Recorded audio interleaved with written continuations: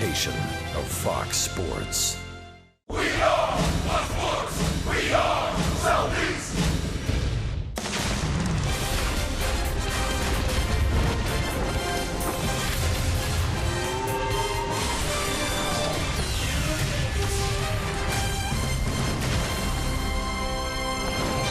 On a beautiful night in Atlanta, Georgia, it's time for Braves baseball. Brian Snitker's Braves and Terry Collins' Mets meet yet again. Crazy scheduling. The Braves just swept the New York Mets up at Citi Field. They'd love to do the same here at home. Hi again, friends. Chip and Joe, welcome back to the ballpark. First of three big series for the Braves here at Turner Field. It starts with the Mets, and Atlanta should come in sky high after a terrific and just completed road trip. Let's hope they have a good homestand and can kind of build on what they did on the road trip, because it was so good. 3 of the 4 wins were come from behind wins, including one against these New York Mets against Steven Matz, an outstanding pitcher. Great starting pitching, great relieving, because the guys did not give up a run in 12 and the third innings of work. Just one error committed in those games, and that probably shouldn't have been an error. So all around good play. The old saying, momentum is as good as the next day's starting pitcher. Well, the Braves have the right guy facing the right team in Matt Wisler, who's been brilliant against New York. He has had very good luck against New York, including a start back on May 3rd. Matt Wisler, 8 innings, 1 hit, no runs. He was outstanding. He had all of his pitches working, dazzling these guys in New York at Citi Field. So he's ready for this start. The Braves actually moved him to today so that he could start against the Mets, given his recent success against them. And here are the very impressive numbers for Matt Wisler, a 3-1 record in those 4 starts.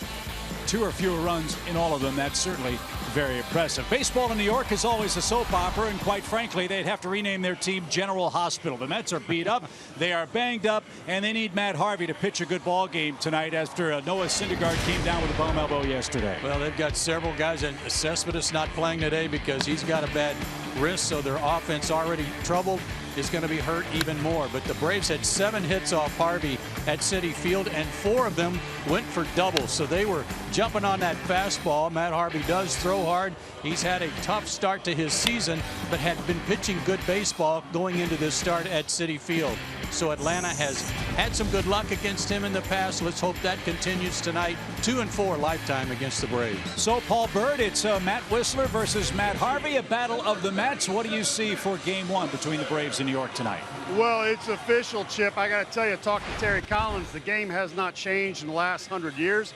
If you don't hit your spots, no matter who you are, you will get hit. He said specifically Matt Harvey struggling with the slider, hanging it. You saw the fastballs down the middle. It's all location. It's not injury. It's not fatigue. He just simply isn't hitting his spots, and if he does, we all know how good he can be. On the other hand, Matt Wisler, pitching well against the Mets, but has struggled at times at home. I'm excited to see him pitch tonight. Needs to pitch the ball in and out. He doesn't have one devastating pitch, but as long as he uses all his pitches, establishes the inside part of the plate, slider down, he also will be very tough to beat. I think we got a great pitching matchup. Should be a lot of fun to watch. Back to you, Chip. Paul, glad you're with us tonight. Beautiful night for baseball. It is the Braves. It is the Mets. Harvey and Wisler square off. We'll get to first pitch, starting lineups, and all the fun from Turner Field right after this.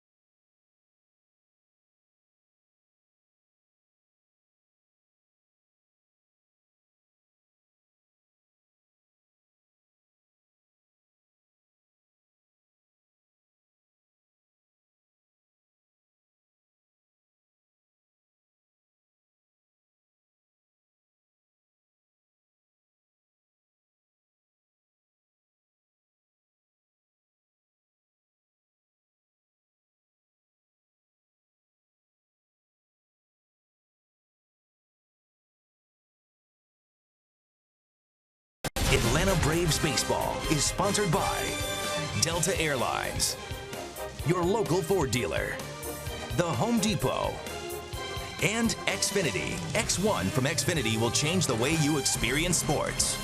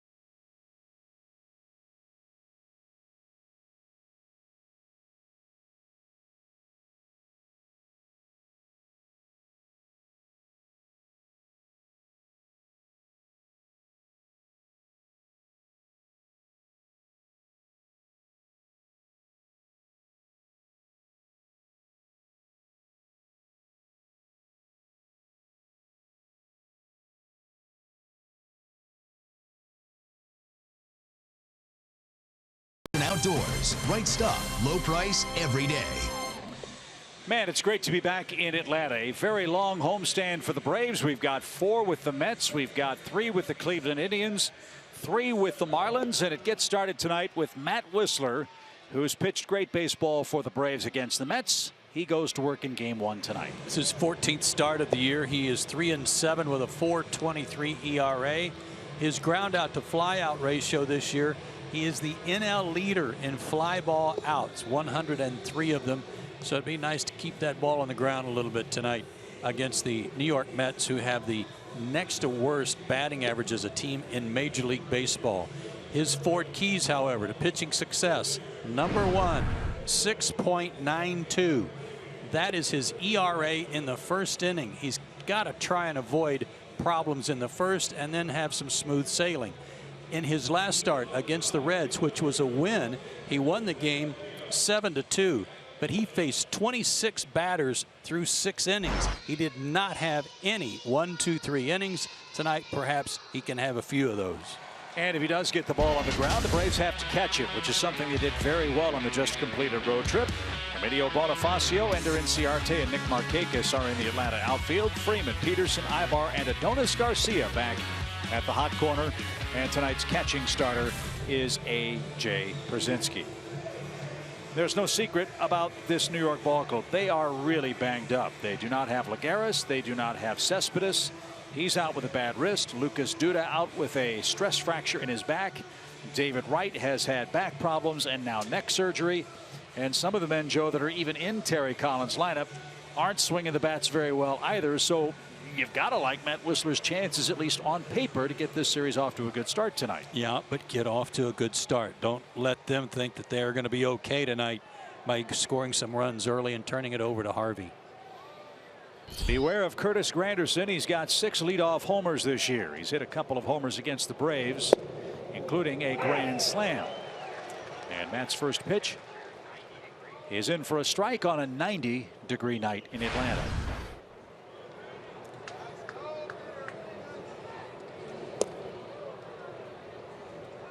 Granderson hitting .222 for the year, 13 homers, 21 knocked in. And he's 1 for 12 head-to-head against Matt Whistler. And a bounding ball that is foul at first, and Granderson behind 1-2.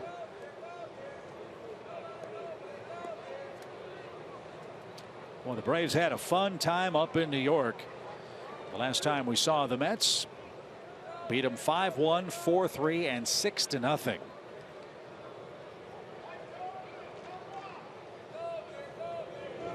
So the head-to-head season series, 9 games played. The Mets have won 5 of them.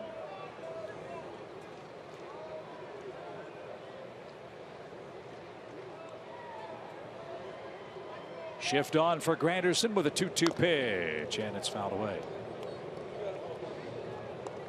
First game of the season was April 21st between the Braves and Mets. Curtis Granderson hit a grand slam and a solo home run off Bud Norris.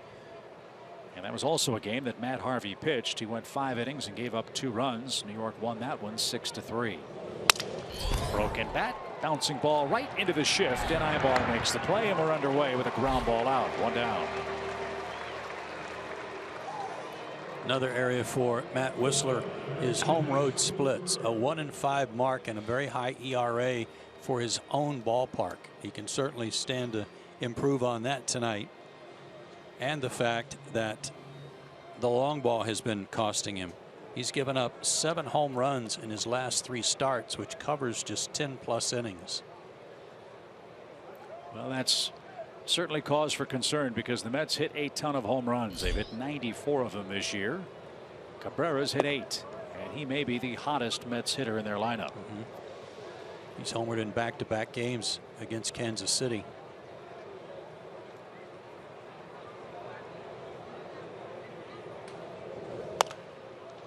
That's popped up shallow left. Bonifacio on the run near the line. He's got plenty of room, and that takes care of Asdrubal Cabrera. 2 outs.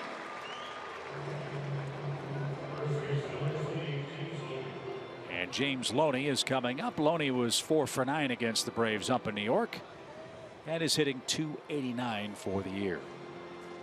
Now here is a guy that was acquired after Duda went on the disabled list, and he was in AAA with the Padres, and now he's batting 3rd for the New York Mets.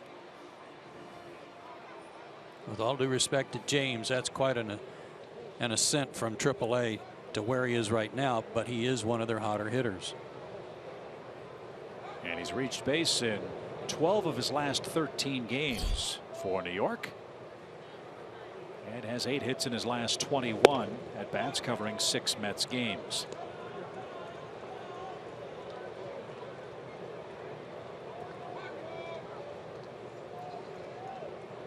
Two quick outs for Whistler. Pitch number 10 is in at the knees for a strike. Jordan Baker is the home plate umpire. And if memory serves, Baker, I believe, is the tallest major league umpire. I think he's 6'7".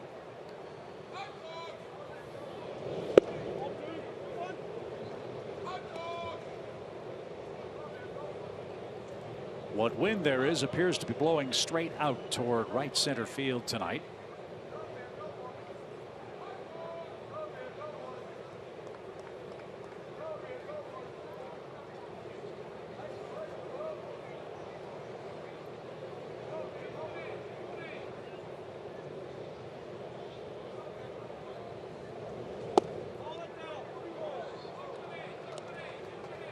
barely missed. 3 balls and a strike.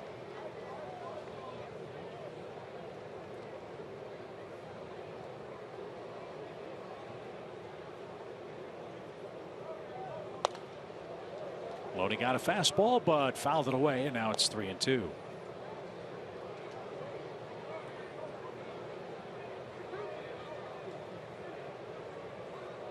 I'd like to see another fastball if he didn't get around on that one. Maybe one on the inner third. Get a ground ball and get out of the inning with 14 pitches.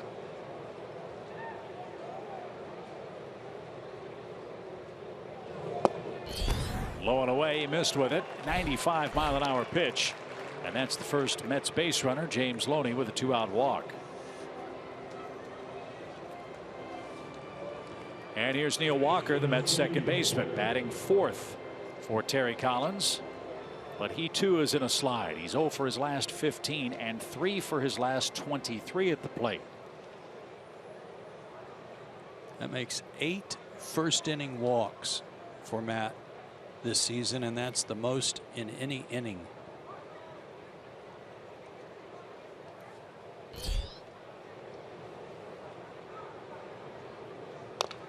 Walker hasn't gotten much traction against the Braves pitching staff. He only has 4 hits in 31 at bats. That's a 129 average against the Braves staff.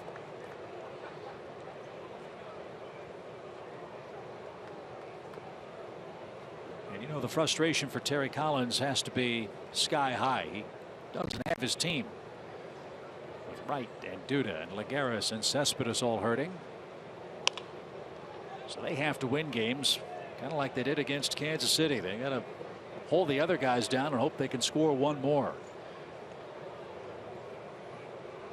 I didn't hear anything today about the report on Syndergaard and his elbow, and maybe they didn't either. Did you hear anything? Yeah, I think he's okay. They checked him out, no structural problems. Good. Some anti-inflammatory medication. I believe Syndergaard's on line to make his next start Monday, which comes against the Nationals. No balls, 2 strikes for Walker. And that missed high. Yeah, tough stretch of games for the Mets. They've got the Nationals, the Cubs, the Marlins, and Washington again before the All-Star break. They're only 3.5 games out of first in the East. 1-2 pitch is fouled away again.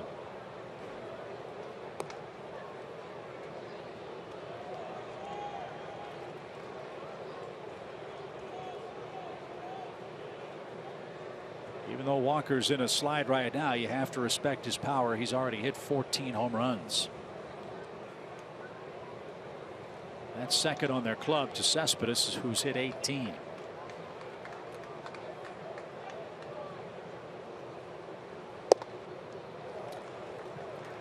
Tough stretch of games for the Braves too in this regard. They had a day off Monday and then a 2-game set with Miami that began a stretch of 20 straight days without a day off going into the All-Star break.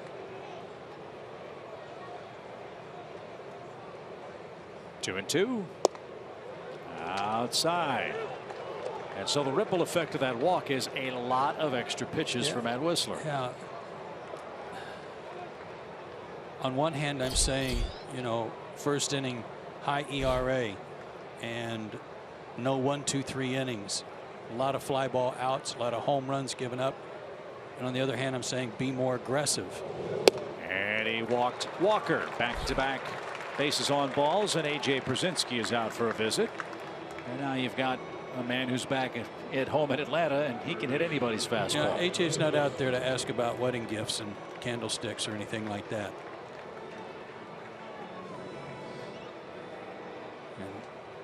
Comes Roger McDowell to join the fray too. Could be that Matt Whistler needs some thick skin right about now. Couldn't stand the 2 quick outs. Started being too fine, too accurate, trying to be too accurate. 2 walks. And now a good fastball hitter in Kelly Johnson, who's batting .320 with the Mets. This is his 10th game in a Mets uniform. Those are Kelly's overall numbers. 2 on, 2 out, first inning.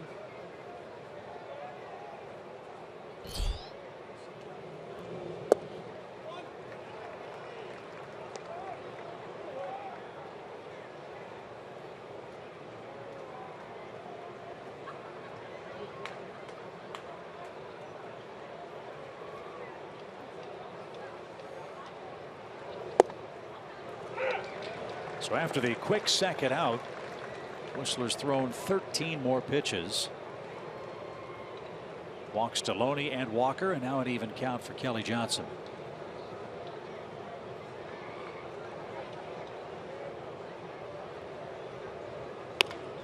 And that one is bounced towards second. Jace Peterson flips to Ibar, and that will retire the side. Whistler escapes a first inning run for the Mets and strands a pair. Matt Harvey goes to work next.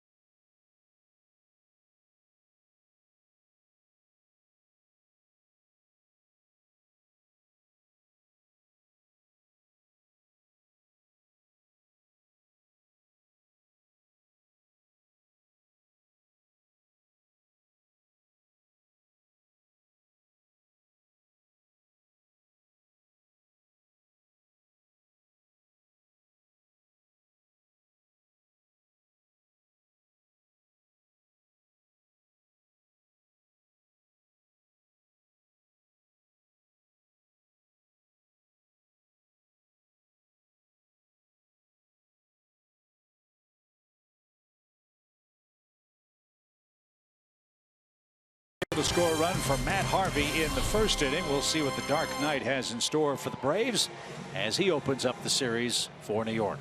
27 years old, 6'4", 220, out of the University of North Carolina this season against the National League East. He is getting beat up. 1-6 record, a .579 ERA, and a .312 average against him. 3 starts already against the Braves this year, a 1-2 record. 22 hits allowed in 16 innings, 5 walks, 14 strikeouts.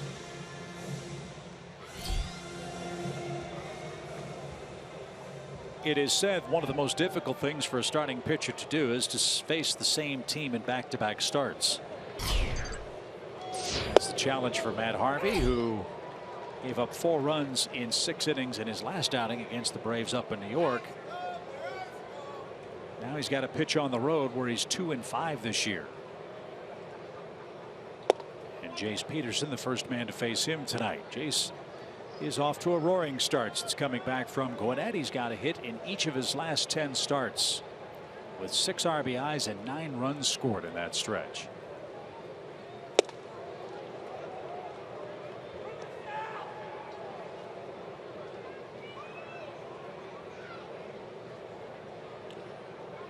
So 4 lefties right out of the chute against Matt Harvey, who's had trouble getting them out this year.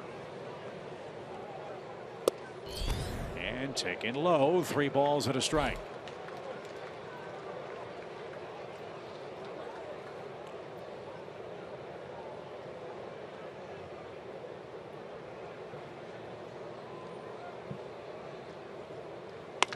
Line drive into right center field, a base hit. Peterson is squaring up everything right now.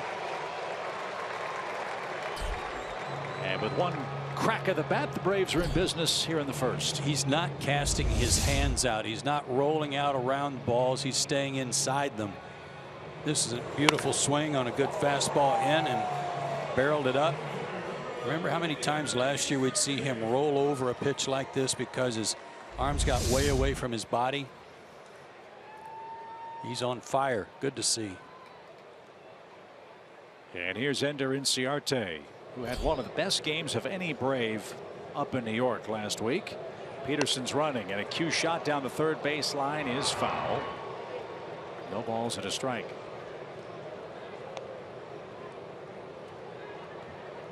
Ender had a big base hit, advanced on some lackadaisical play by Curtis Granderson in right, and then made a mad dash home to score what proved to be the game-winning run in the Braves' 4-3 win on the 18th of June. And you know, he'd love to get on in front of Freddie Freeman and the rest of the Braves lineup, which features Adonis Garcia back at third base.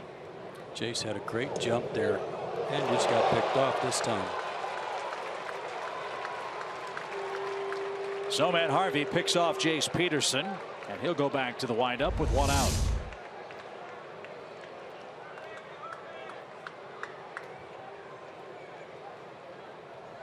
Got caught kind of getting a little extra on his lead, and as a result couldn't cross over to get back in time. And wouldn't you know it, a base hit by Inciarte comes with one out. So back-to-back hits for the Braves. The pickoff hurts, but Freddie Freeman's going to stand in.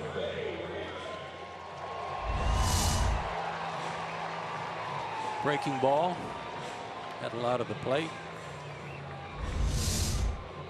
See Chase Darno's brother Travis back behind the dish tonight. Did not see him in New York. He was still on the disabled list, but he's back. Braves might want to test out that shoulder and see how sound it is. Well, I was just about to say Jace got a great jump on the foul ball just before he got picked off. And he only throws out 22% of base stealers. Freddie Freeman, the batter. He has clobbered the Mets this year. Try this on for size. Freeman has 14 hits in 37 at bats against New York pitching this year. That's a whopping .378 batting average. That feels a little snug. When I tried it on, yeah.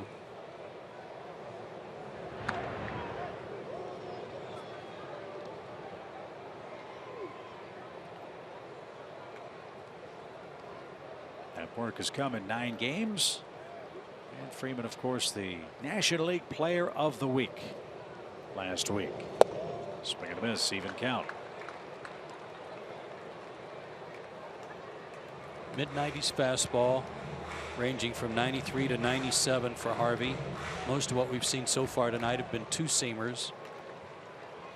Slider, curve, and change.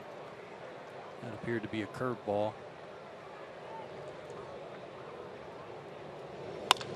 Freeman hits one a long way toward left, but Michael Conforto at the edge of the track will have room. He'll make the play, and Freeman flies out for out number 2.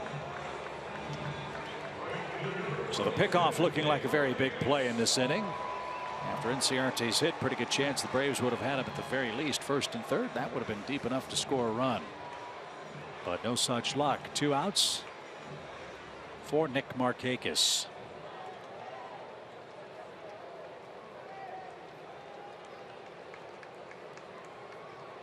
Got to do something good on your bobblehead night, don't you? I think so.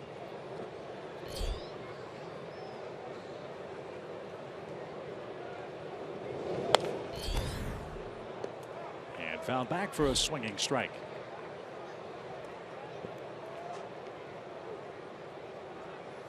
.39 runs batted in for Nick. Everybody that's in the lineup tonight that was in the lineup against Harvey up in New York got at least 1 hit.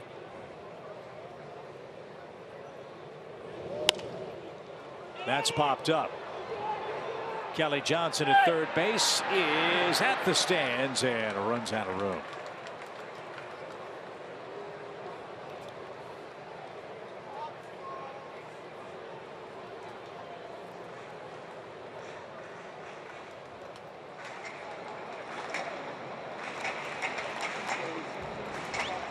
That's a pretty good likeness of Nick Markakis tonight. He's even got a shin guard on for him too.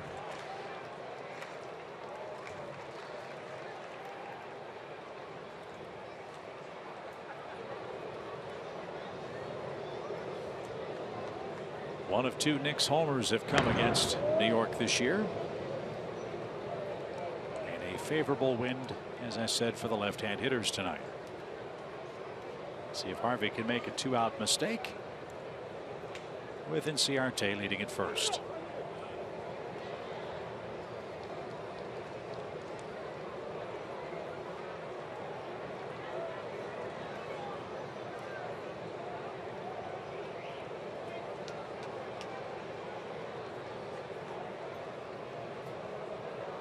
Runner goes, and Markakis pops one towards second. Walker drifts out, and in the dappled sunshine, he'll make the play. And Matt Harvey surrenders 2 singles, but helps his cause with a pickoff of Jace Peterson. No score after 1 in Atlanta.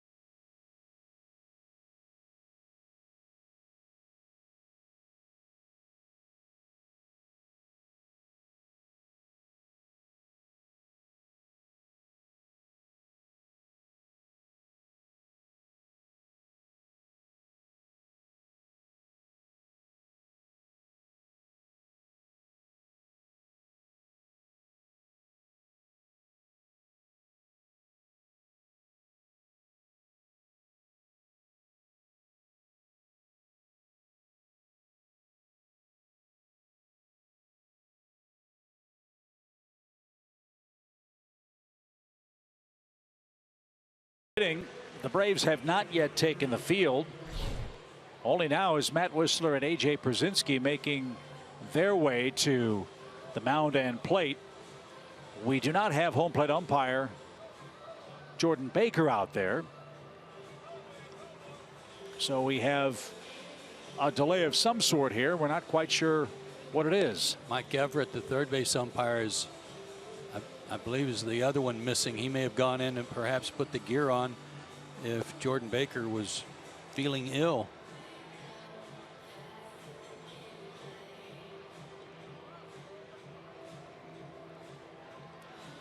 So the tunnel heading to the umpire's room is over by the visitors' dugout. So as soon as Everett or Baker or both come back out, obviously we'll let you know, but we'll be a few minutes late starting the second inning tonight here at Turner Field as the Braves and Mets get started. And now that's Jordan Baker. Here they come.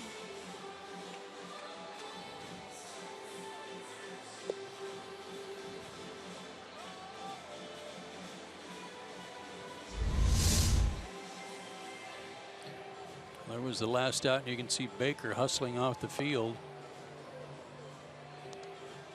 Hopefully he's all right.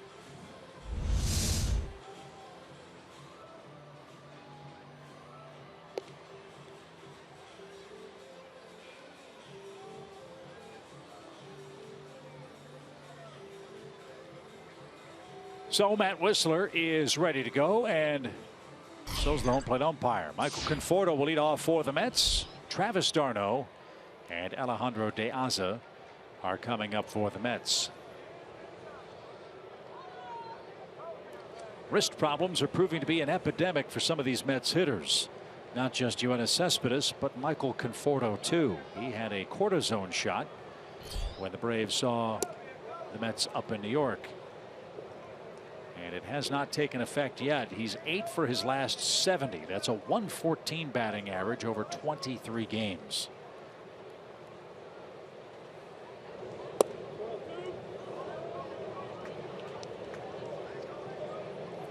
Cespedes appeared to injure himself last night on a swing, a big swing, where he actually dropped the bat once he followed through.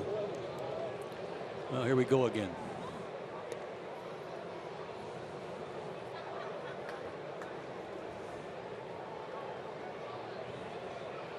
The Mets are not scoring a lot of runs. Do not help them with bases on balls. Whistler already has 2 of them. And that one not close. 4 straight, and the leadoff man on for the Mets in the second. 3 walks already in the game for Whistler. 3 in the last 4 batters.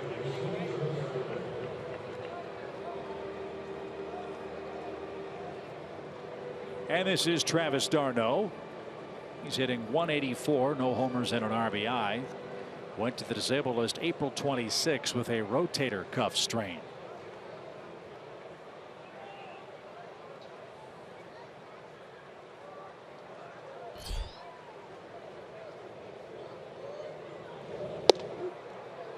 And another one misses, and A.J. Brzezinski out to talk about it. There's another friendly reminder. You know, Matt, this is his 5th start against the Mets. He's only been in the big leagues. This is his 2nd year, but he's seen the Mets more than anybody else. And he's had success against them. So it's not like they've beaten up on him and he's trying to be too careful here because of some bad results. He's 3-1 with a 1.55 ERA against them.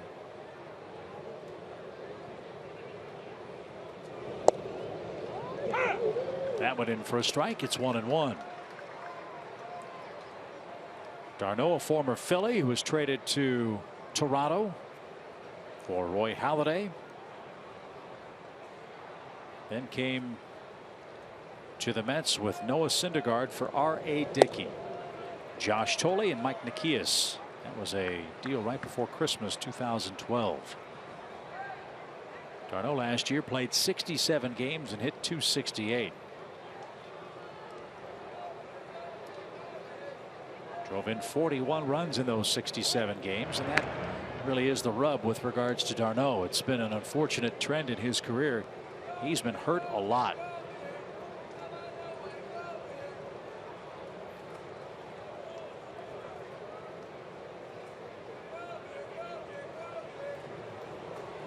Two balls and a strike. And a fly ball center, and Ciarte drifting back, still going. The ballpark will hold it. There's out number 1. Back to first goes Conforto, and Paul Bird. Early inning control troubles have plagued Matt Whistler this year. They have, and especially this game, that last ball being right down the middle. But I got to tell you guys this. As a former pitcher, there are simply days where you just don't have it. You don't have your good stuff, whether it be velocity, your good slider, or location. In my opinion, this is a very important game for Matt Whistler because we get to find out if he can win without his best stuff and how soon he can correct mistakes. We've all heard this is a game of adjustments. Here's his chance to show us how soon he can make them. Paul, I know it was boiling down on the field earlier today during batting practice. Could the heat and, you know, sweat be affecting his grip a little bit too? It could. I mean, you know, entering into now we're in the 90-95 area. You're right. It could. There's a line drive toward right center field. That's going to get down and roll to the fence. Conforto on his way to third. He's going to get the green light, and the relay won't be made. Alejandro De Aza just snapped an 0 for 20 slide with a double to center, and the Mets cash in that leadoff walk to lead 1-0.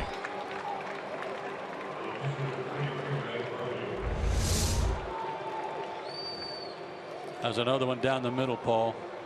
And misses a spot trying to go down and away, and it comes middle, as you just said, right down the middle. So for me, a little mechanical's off. And then, you know the starters, you got to get to those good starters earlier. You talked about it, even with Harvey having troubles in the first inning.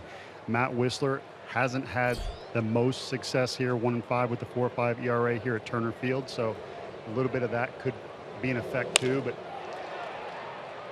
I think the bottom line is he has to give his team a chance to win on those really tough days for whatever reason. And we'll see if he's able to do that today. So Matt Harvey lines out softly to Jace Peterson. That's the second out. We go back to Curtis Granderson, who bounced a ground ball into the shift up the middle. Eric Ibar threw him out at first for the first out of the game.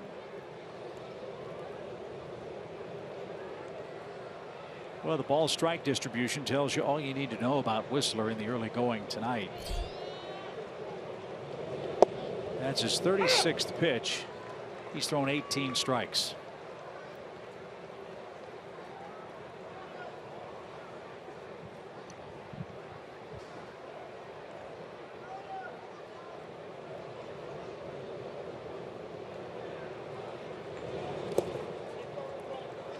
Nice block by Przinsky. 1 ball, 1 strike.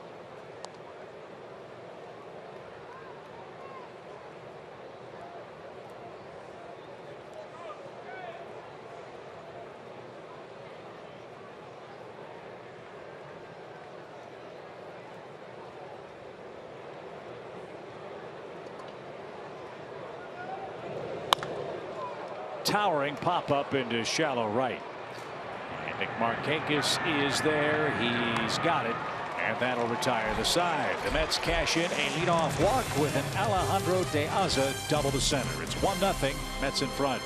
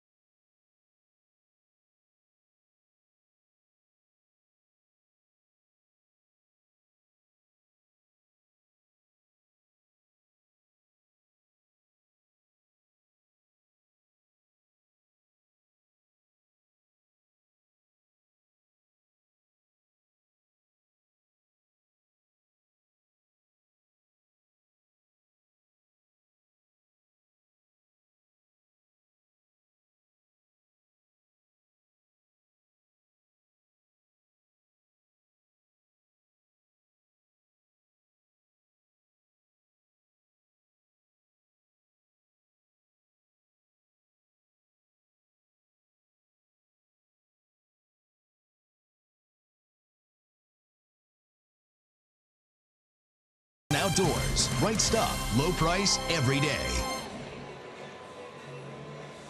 Matt Harvey's been staked to an early 1-0 lead. The Braves come up in the second inning, and they're happy to welcome Adonis Garcia back into the starting lineup. Adonis has been plagued with a troublesome left ankle, but he's good to go tonight.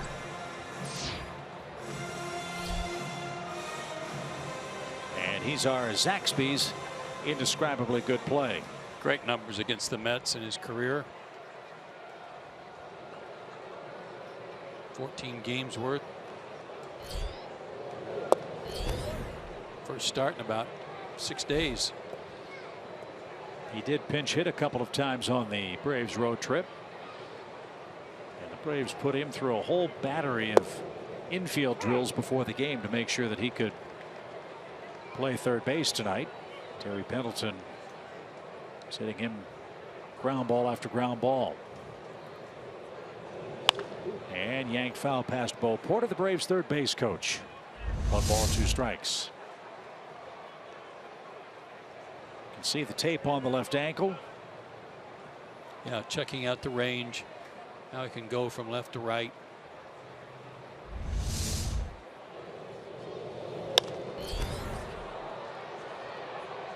And that's fouled into the seats. It's still 1-2.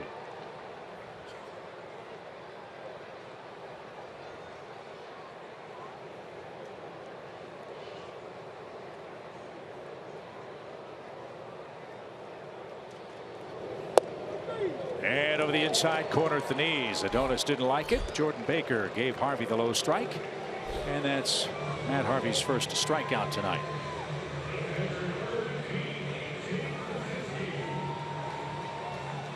'67 strikeouts now for Harvey in 81 innings.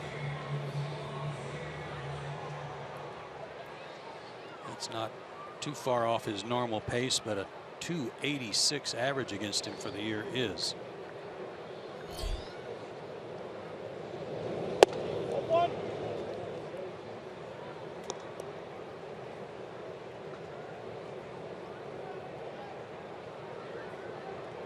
Twelve RBIs for A.J. Pierzynski, who bats with one out.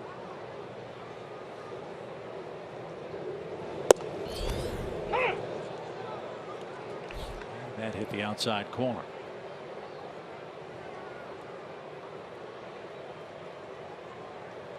AJ's 7 for 21 against the Mets this year, 2 RBIs.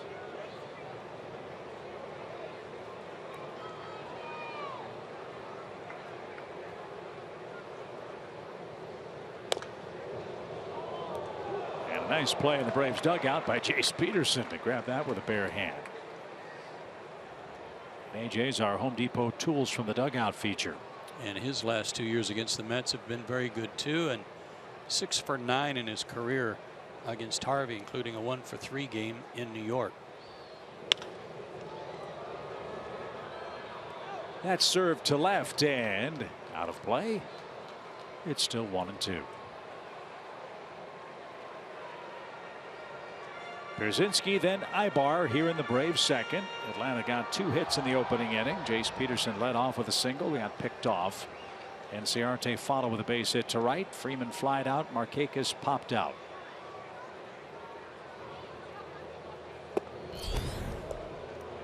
New York got a leadoff walk in the top of the second inning.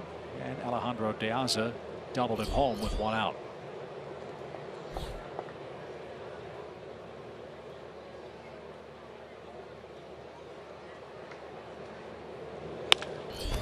AJ hits a fly ball deep center. De Aza going back onto the track, and he'll have just enough room. If AJ pulls it, the game's tied. No such luck. He flies out to center for the second out.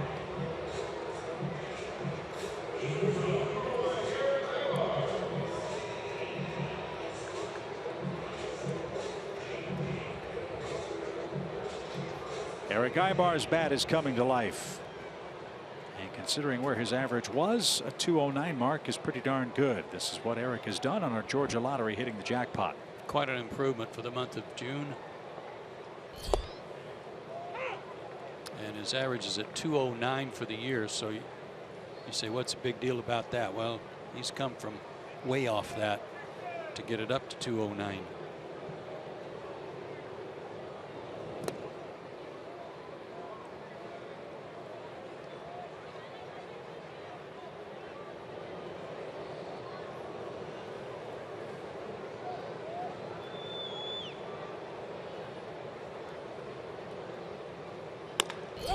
Bouncing ball to the right side. Walker can't get it.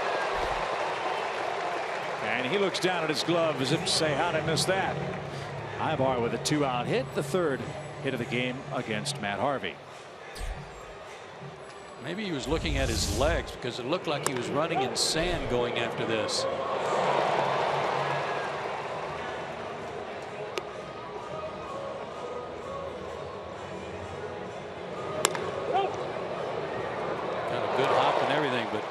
Playing him a little too much up the middle. Emilio Bonifacio's the 8th place hitter for the Braves. He's 1 for 4. And rolled that one toward the Braves dugout foul. If you haven't caught the Braves in the last couple of games, you may have missed the news. Malik Smith had his thumb broken on a pitched ball up in New York and has been placed on the disabled list. It's going to be anywhere from 6 to 10 weeks to take care of that problem on Malik's left thumb. And so Bonifacio was brought up from Gwinnett to take his roster spot. And he's 1 for 4. This one bounced up the middle. Walker to his right, can't get that one either. And Ibar's on his way to 3rd. The Braves have him at the corners now with 2 outs.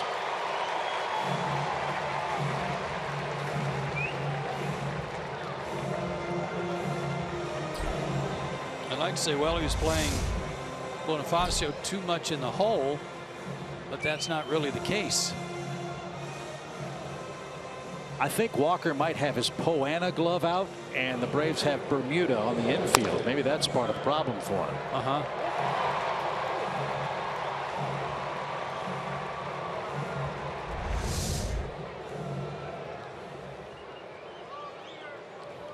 So Whistler a chance to help himself.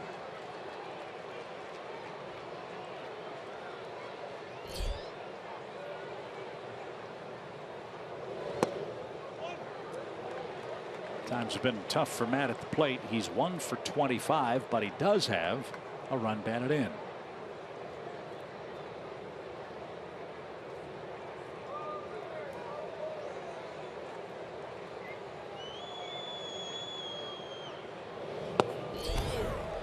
And Harvey's gone 2-0 to the Braves pitcher.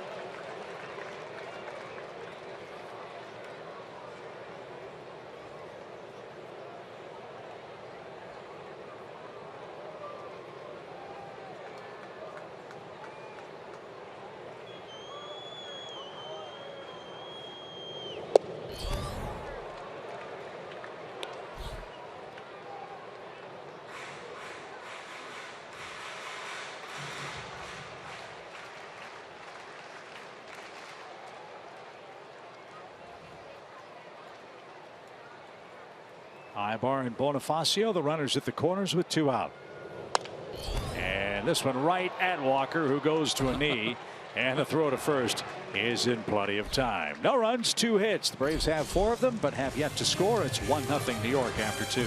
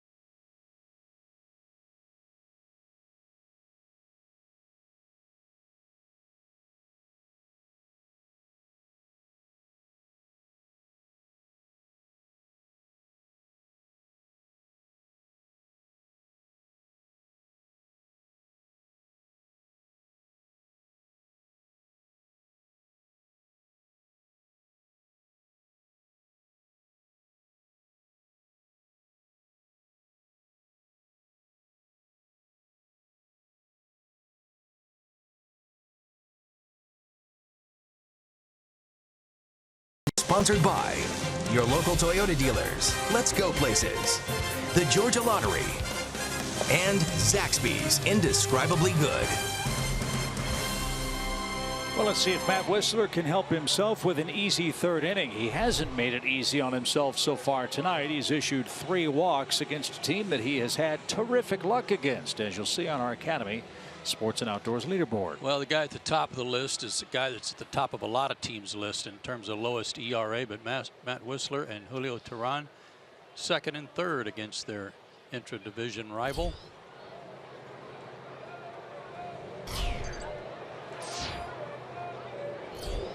The Mets' 3rd starts with their shortstop, Asdrubal Cabrera, who rolls one out of play foul for a strike.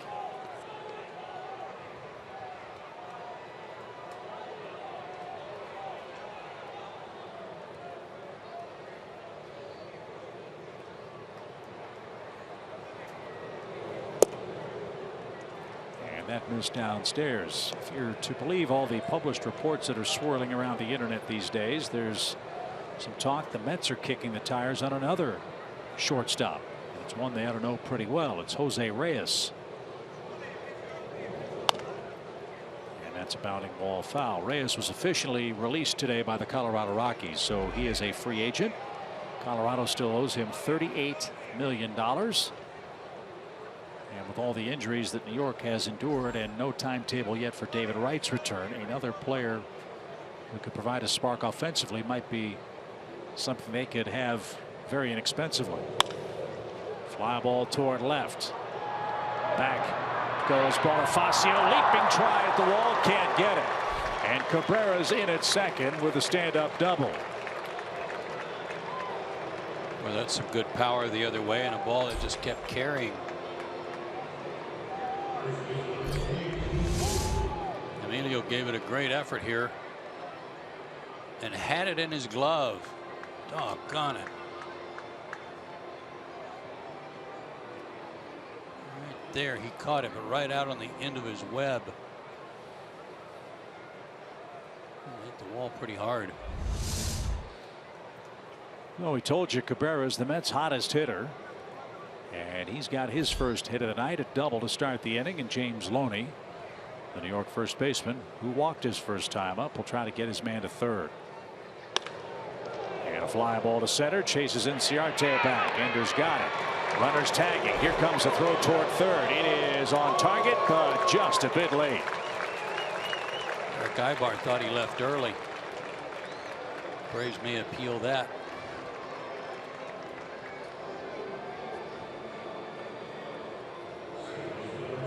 And that's exactly what Ibar is telling Whistler. So the Braves are going to appeal the play at second and see if Cabrera took off too soon. Ryan Blakeney's the second base umpire.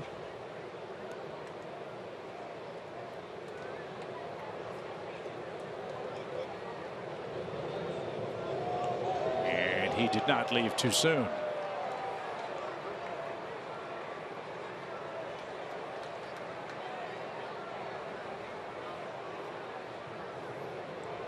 So a productive out for Loney. As Cabrera's at third with one out. Infield's coming in for Atlanta.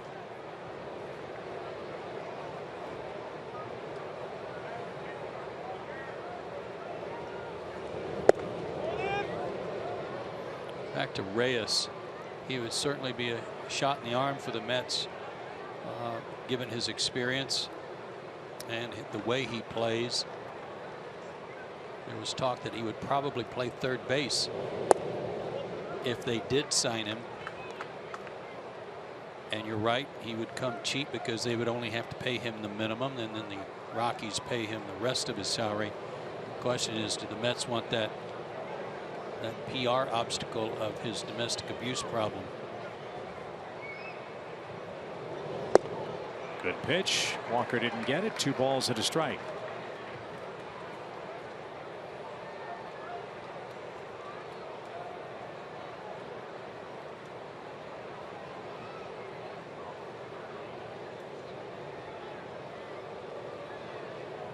Walker 0 for his last 15. And wraps that foul at the plate. It's 2 balls, 2 strikes. Well, this Mets team, the way it's constructed now, reminds you an awful lot of what they had to deal with last year right before the trading deadline. Remember, the Mets were hovering around the 500 mark. They were at or near first place. They could not score runs. They were getting excellent starting pitching. And then New York brought up Conforto. They traded for Uribe and Kelly Johnson. They got Cespedes from the Detroit Tigers, and the rest is history. You might recall the way they began the season was terrific. The Mets won 15 of their first 22 games, and they were hitting home runs almost every day. They had a stretch of 23 homers in an 8-game period. Braves saw part of that in early April. But Duda, Wright, Lagares, and Cespedes are all hurting now.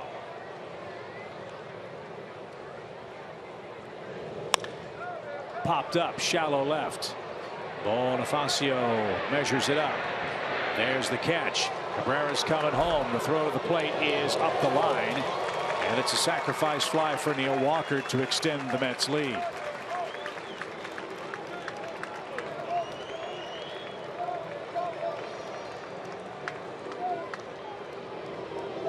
So the Mets have put the leadoff man in each of the last 2 innings. Both times they've scored for Terry Collins.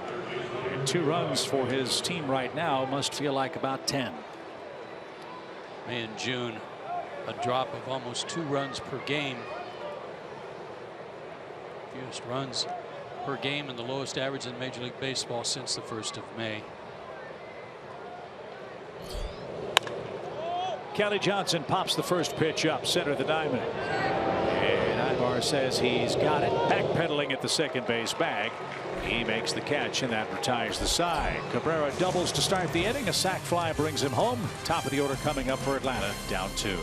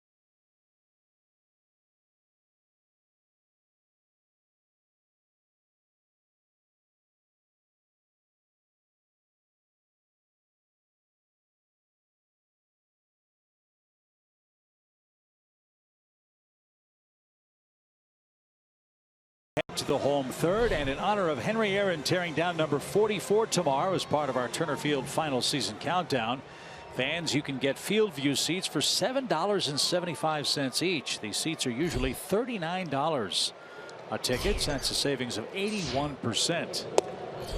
This offer is available for tomorrow's game. Get your tickets before they're gone. Go to Braves.com/755. 81%. 81%. It's a good deal.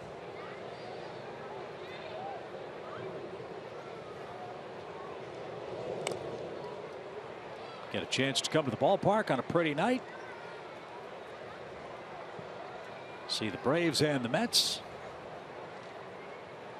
See a Hall of Famer tear down a number on the wall. And Aaron Blair and Steven Matz. The pitching matchup for game 2. Fly ball center. That's well hit. Long run off the track. A great catch by Alejandro De Aza. That's 2 good plays for him.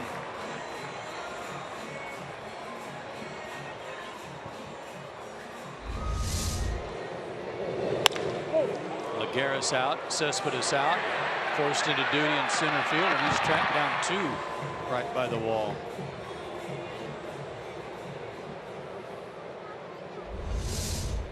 Two runs of support are the most Harvey's had in a game while he was still in the game since May 13th.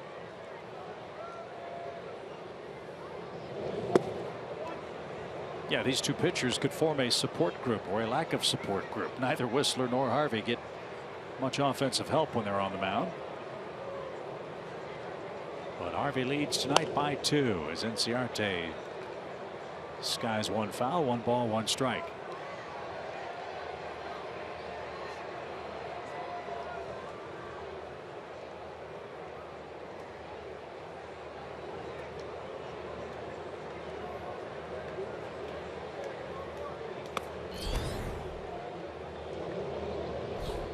As we said, the Braves beat Harvey last time out in New York. But really, the Mets are hoping that was just a blip on the radar. He had pitched 3 very good games before that run-in with the Braves up at Citi Field. As this one's cracked toward right, playable for Granderson. Curtis is there. He's got it for the second out. And so it goes without saying, with all the injury problems the Mets have had, with the uncertainty about Syndergaard, with the uncertainty about Steven Matz, who had some elbow stiffness after his last start, they need Matt Harvey to step up and be a top of the rotation kind of guy for them now, while these other Mets starters are nursing some nagging injuries.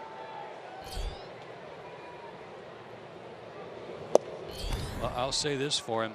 He's 4-9 coming into this start. That's 13 decisions out of 14 starts. He's been in the mix every time out except for one. Yeah, haven't left much to doubt when Harvey leaves the game, has it been? So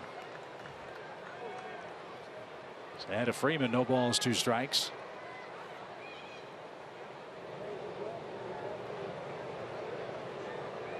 Big shift on for New York. Walker in deep right. And Freddie reached around that one and fouled it away.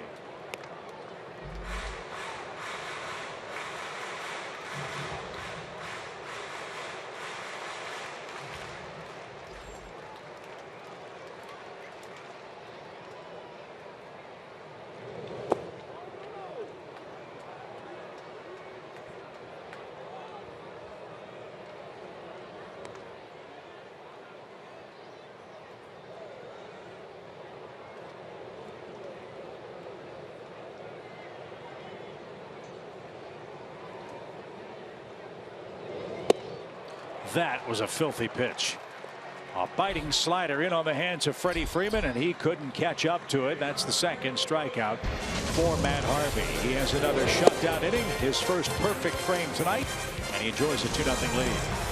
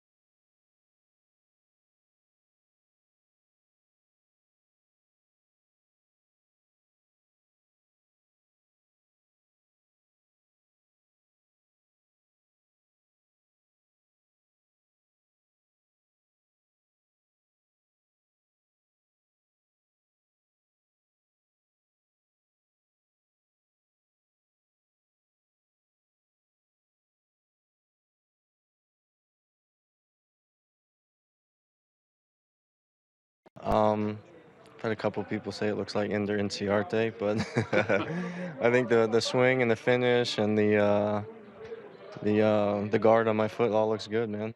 Are you watching it? Are you disrespecting the pitcher here? No, I probably took a full hack and fouled it down the left field line thinking it went out. Welcome back, guys. Mets over the Braves. 2-0 here in the top of the third. Yeah, the Nick Markakis bobblehead. A lot of controversy in the locker room over the beard. How so? Everybody felt that the beard was shaved a little too close, that he had a lot more froth on his chin. And so, yeah, but congratulations to Nick. Great job. He is 0 for 1 tonight with a pop out to second base. At some point, we'd like to see this stance. Yeah, and a little pose. Yeah, I think you're right. That would be great. Yeah, he has the right to watch it tonight. I will say that. Make baseball fun again. You are allowed to watch it on your bobblehead night. Do you have a monitor down there, Paul? I do. Okay, well, check this out. Would it look better if it was this beard here? That is great stuff. I'm looking at it on my monitor. Oh, and he's got the Popeye eye. No, outstanding. That's all eyebrow, all of it. You know, if a batter got in the box and looked out and did that to me, I wouldn't know what to throw. Yeah, you would. You'd throw up. Hey, you know, I'm voting for this too, guys. Not trying to be a brown noser here because you guys are my partner, but you know, what about the Chip and Joe bobblehead someday at the same desk? I'll push for it. See what I can do. You go for it. Quick 2 outs for Whistler here. Hopefully they can make it a quick 3 outs. De Aza doubled home a run in the second. I got a question for the two of you with regards to Whistler tonight. You see the names on the back of the jerseys on the lineup sheet. Is it hard to convince yourself that guys who have had good major league careers are in the slumps that they're in, like De Aza? And if so, does that affect the way you approach the at bat? I mean, De Aza 0 for 20, Walker 0 for 15, Cabrera the hottest hitter, Granderson not doing much. Early in the game, it seemed like Matt was nibbling an awful lot, and he paid a hefty price for it. That's on you, Paul. Well, for me, answering that, when I look at a scouting report, I don't want to know what he did in April. I want to know what he did last week. For example, Piazza was maybe killing the ball 1 week away, but then the next week he was struggling with it. So I want to know what they were doing within the last week, why they are cold. So when I see poor numbers, yeah, I want to capitalize on that. I want to throw strikes. I want to get after it. I'd love to talk about this when we come back. We'd love to, Paul. That was Matt Whistler's most efficient inning. He threw 7 pitches, got 3 outs, and the middle of the Braves order is coming up.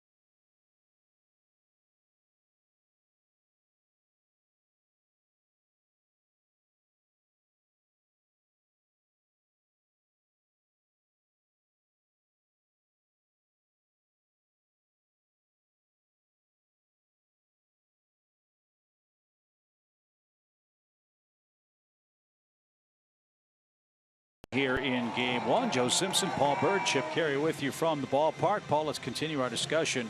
Do you look at the overall season numbers or the current trends when you put together your game plan on the mound? Exactly. So, yeah, when somebody is struggling, I want to get the ball. I want to throw it quick. I don't want to give them time to step out and think. I want to attack. Matt Whistler early in the game struggling with location. Joe mentioned the grip. It could have been because of that. But for whatever reason, not able to execute his pitches. You watched him walk around the mound, take a lot of time before pitches. Body language told everybody that he was struggling. He couldn't find it.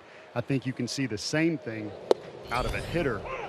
And so when a guy's hitting 140 or Conforto walks up and he's struggling, I want him in the box quickly, and I want to execute my pitches right away, not put him in a hitter's count. Joe.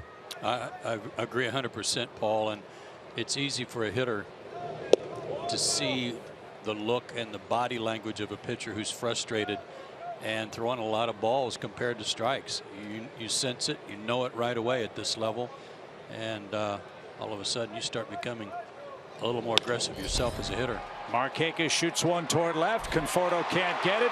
Ball ate him up. Markakis is going to try for two. Diaz's throw airmails everybody, and Markakis in at second to start the inning.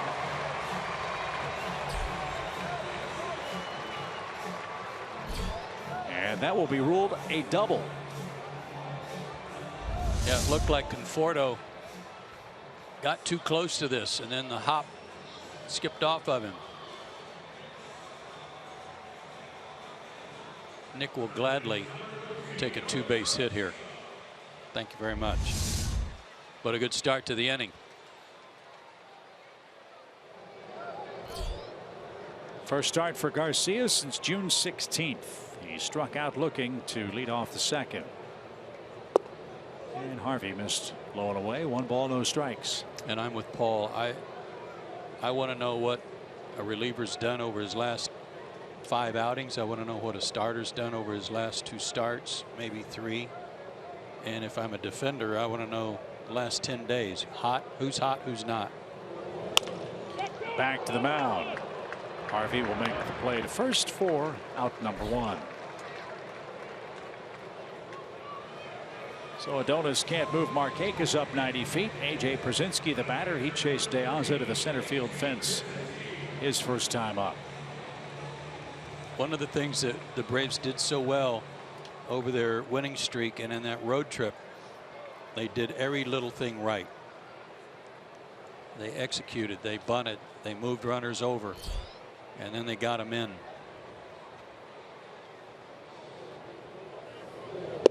And a lot of damage with 2 outs. Ton of damage, hitting with runners in scoring position and 2 outs.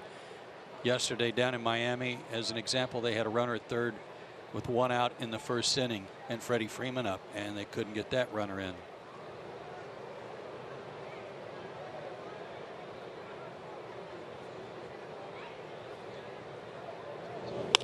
Line drive by A.J. into center field. That's a base hit. Here comes Markakis around third. Diaz's throw is going to be up the line. A.J. Przinsky puts the Braves on the board with a 1-out single.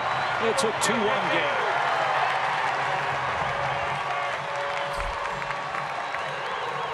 And A.J. continues to own Matt Harvey. He wreaks havoc on Matt Harvey. And remember, he almost hit one out of the ballpark on him his first time up tonight.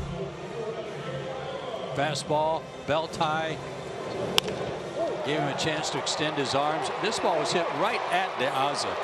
And I know that he hasn't been playing much and he's forced to play center tonight. But it's another example of how outfielders can't throw anymore. Horrible footwork, which pulled him over to the third base side and up the line. What a stop by d'Arnaud. That saved a base as Ibar had to skip the rope. And even at this level, if you don't practice one of the fundamentals, if you don't throw enough, if you don't practice it enough, you're not going to be very good at it. The Braves have 6 hits. They have but 1 run. Let's see what Ibar can do. He had the 3rd hit of the night for Atlanta. It came with 2 outs in the second. Real compliment to A.J. holding him close. Well, by percentage, he is the Braves stolen base leader. Perfect 1 for 1.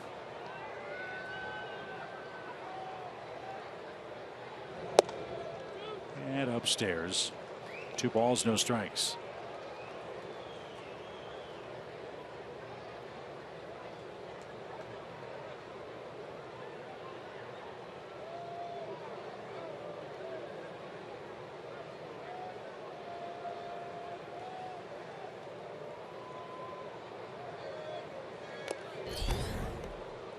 Good hack at a 96 heater. Speaking of heat, not hard to work up a lather tonight. 90 degrees at game time. And you can see the bill of Harvey's cap already soaked through. 2 balls and a strike.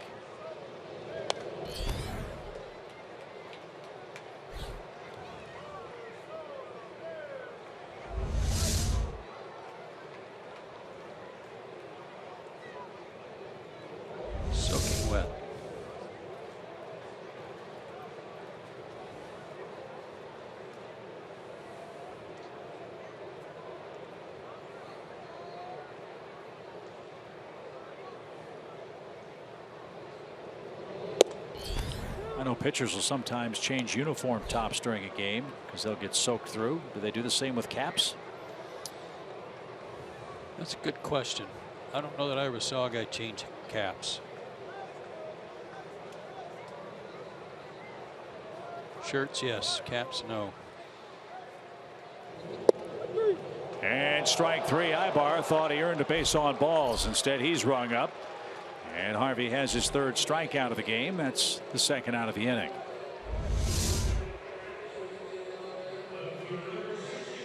That was a high strike call.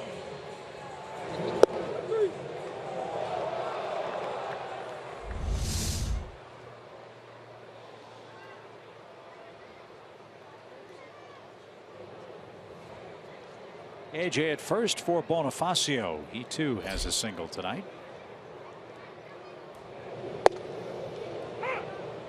Nothing at one.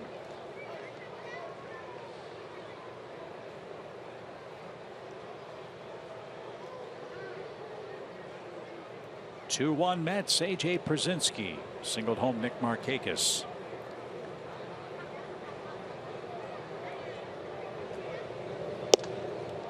And way outside for an even count.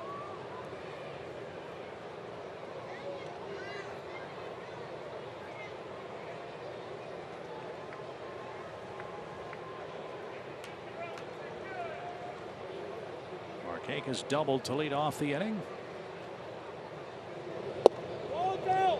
And that one around the plate.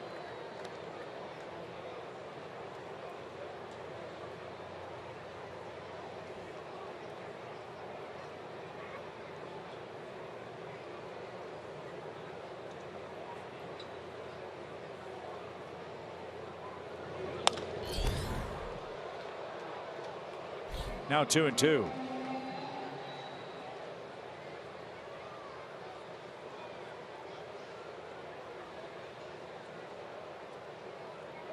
Bonifacio had a good run with Gwinnett, hit .270 down there with 22 RBIs and 23 stolen bases. In fact, that latter total led the International League at the time of his call-up. And this one slapped down the left field line. Conforto long run, foul ground. He's going to get there. And Conforto hangs on, slams into the wall, and might have hurt himself. Conforto limping back toward the Mets dugout as he might have banged his knee or his toe on the concrete wall.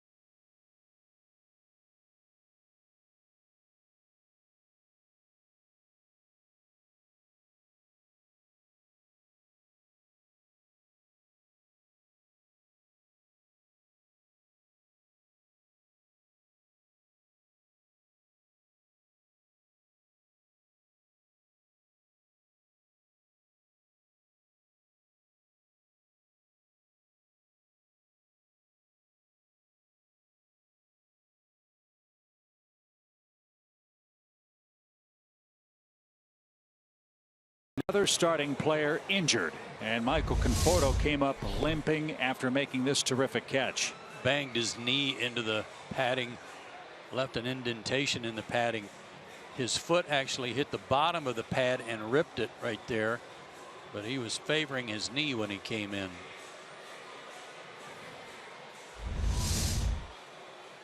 Now Terry Collins doesn't need any more of that. Conforto was able to walk to the dugout under his own power. And the Mets are coming up in the 5th with Matt Harvey, Curtis Granderson, and Asdrubal Cabrera coming up.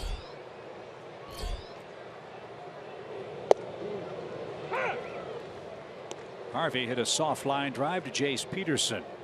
Back in the 2nd inning, he leads the game now 2-1.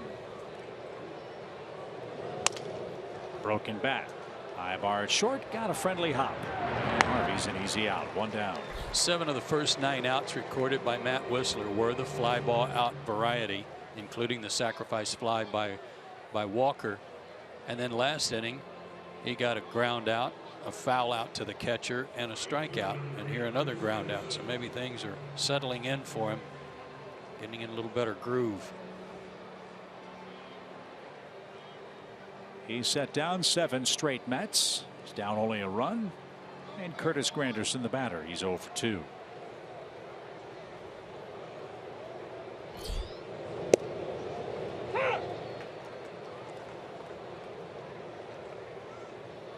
Granderson's one of those guys hurting for hits, 5 for his last 25.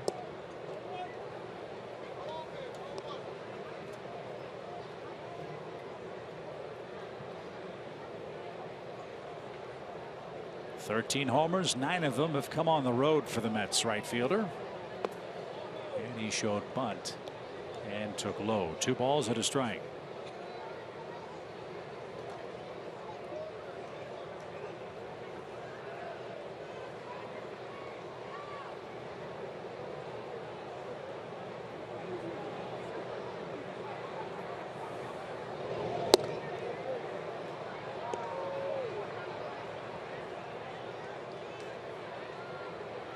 Really want Matt to have a clean inning here. The Braves just gave him a run. But it won't happen. A 3-1 pitch. Granderson didn't miss it. A single into center. And that's his first hit of the game.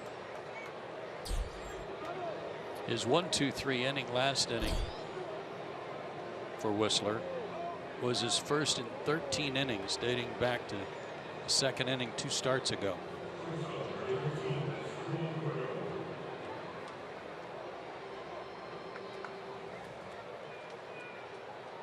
And now the Mets have their hottest hitter up there with a man aboard and 1 out, Asdrubal Cabrera, who doubled and scored last time up.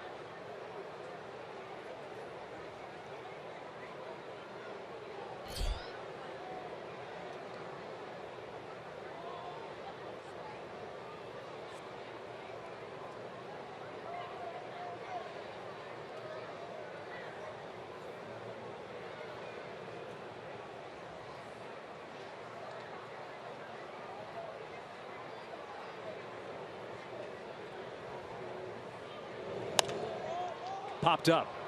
Shallow center, and Ciarte is going to have plenty of room. And Cabrera's the 2nd out.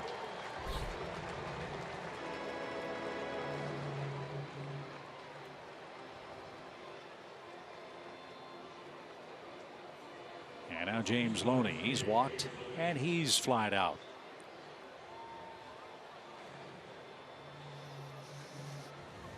New York starting a 7-game road trip where they're 19-16 so far this year.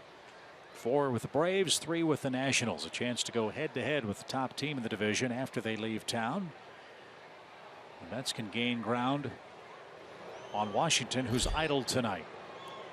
The Nationals open up a series with the Brewers tomorrow, and the Nationals are struggling. They had a rough week. And the Dodgers took care of them.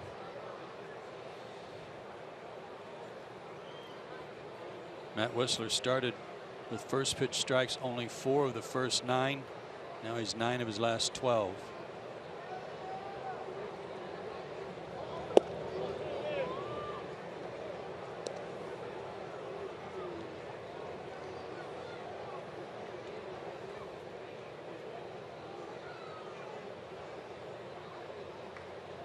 Conforto might have gotten some treatment while the Mets bat here in the 5th inning. 2 balls, no strikes. A shot. Peterson can't get it. It's off his glove. Granderson around second, on his way to third, and more 2-out trouble for Matt Whistler. Mets have runners at the corners, and Neil Walker is coming up.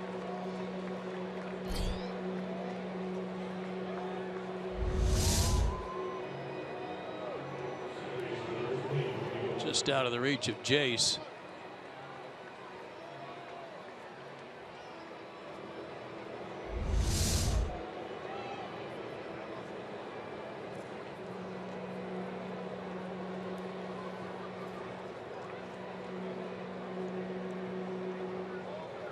So Walker stands in. He's walked and hit a sac fly.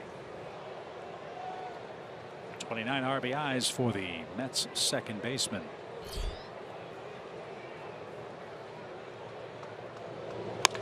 And a base hit to right makes it 3-1. Loney on his way to third base. Walker snaps out of his 0 for 15 slide, jumped all over a first pitch, and he's got 2 runs batted in tonight.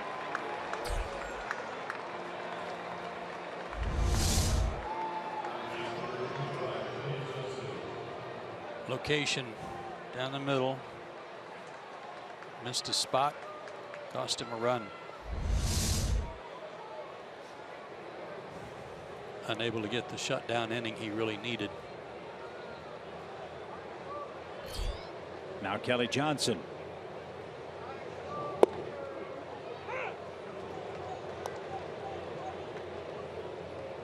Matt's done a real good job so far this year of cutting down on his batting average against him by left-handed hitters. Last year they ate him up. This year he came into this game with a 235 mark. Changeup is one of the things that has helped him.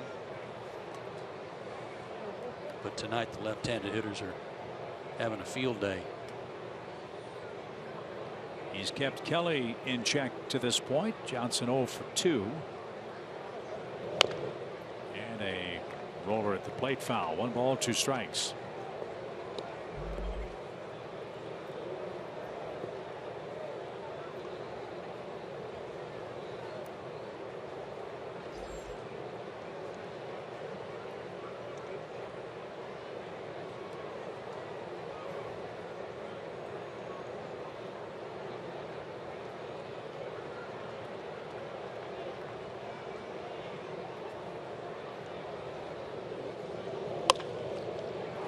That is foul at first, and I mean by an inch. Tim Timmons was bobbing and weaving behind the first base bag. So was Freddie Freeman, and that did not miss by much.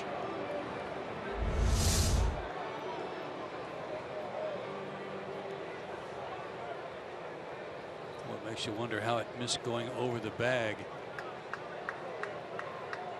That was very close.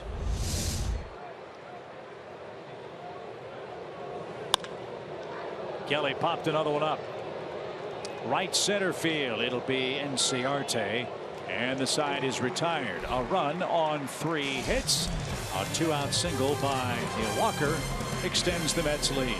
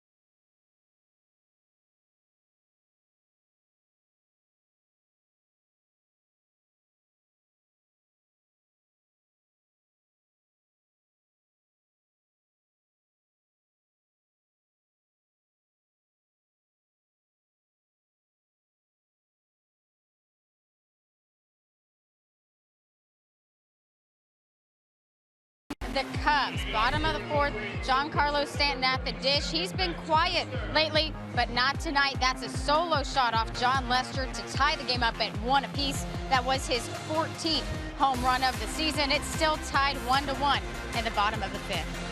All right, Kelsey, thank you very much. Boy, that's a sight for sore eyes for the Marlins, and the fact that Stanton hit it out the other way has to be real good news, I would think, Joe. Yeah, anything that he does where anything he's putting on the barrel of the bat has got a chance to go out of the ballpark. So just glad that all that's happening after the Braves leave town. Somebody was going to pay, we said. It looks like it was Lester tonight. As Matt Whistler, Jace Peterson, and Ender Inciarte are coming up for the Braves here in the fifth. Single runs for the Mets in the second, third, and fifth innings. Braves run came in the fourth. That's where we stand now, 3-1.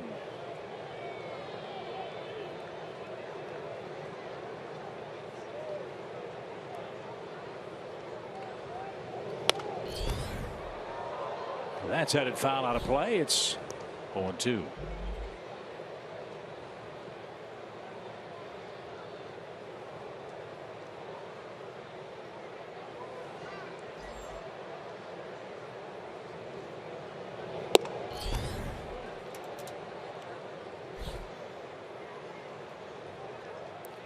Matt Harvey's only had one perfect inning so far as well. That was the third. He got the top of the order in order. A little comebacker. Harvey's got that. And an easy play retires the Braves pitcher. One man down. Harvey typically doesn't have a lot of trouble early. His ERA by innings, 193 in the first, 129 in the second. And then in the third, fourth, and fifth plus, it really begins to jump up over 4. And beyond the fifth inning, about 9.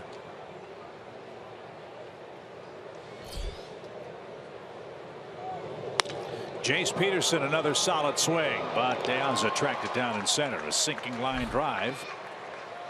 And very quickly there were 2 out. Even Jace's outs are hit hard.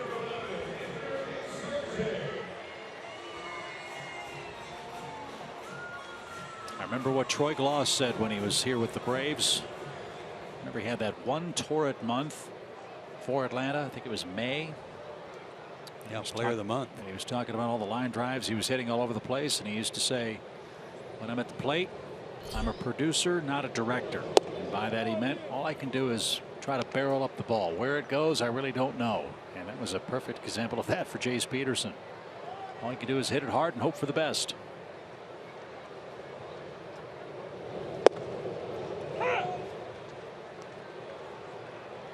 But really happy for Jace to handle his demotion well.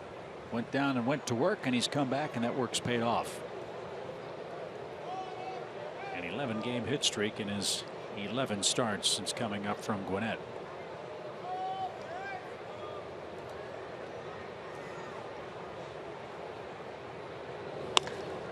Fly ball toward Conforto in left. No trouble for Michael.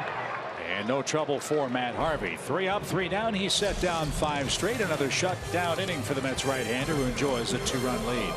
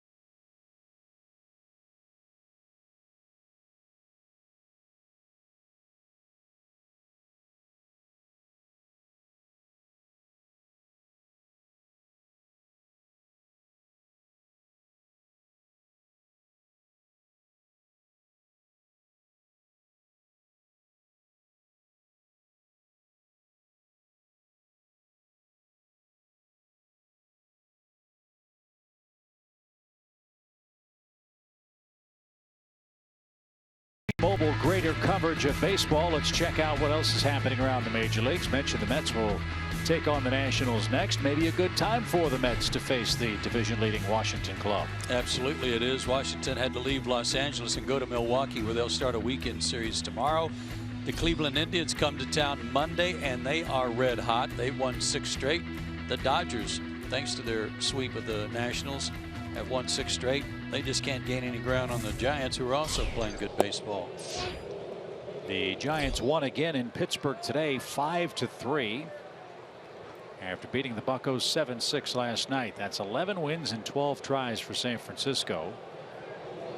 And meanwhile, the poor Pirates just can't win a game. They've lost 13 of 15 games now. Losing Cervelli hurt them, but a real disappointing year for Andrew McCutchen. As Michael Conforto is behind, 1 ball, 2 strikes. Conforto, d'Arnaud, and De Aza.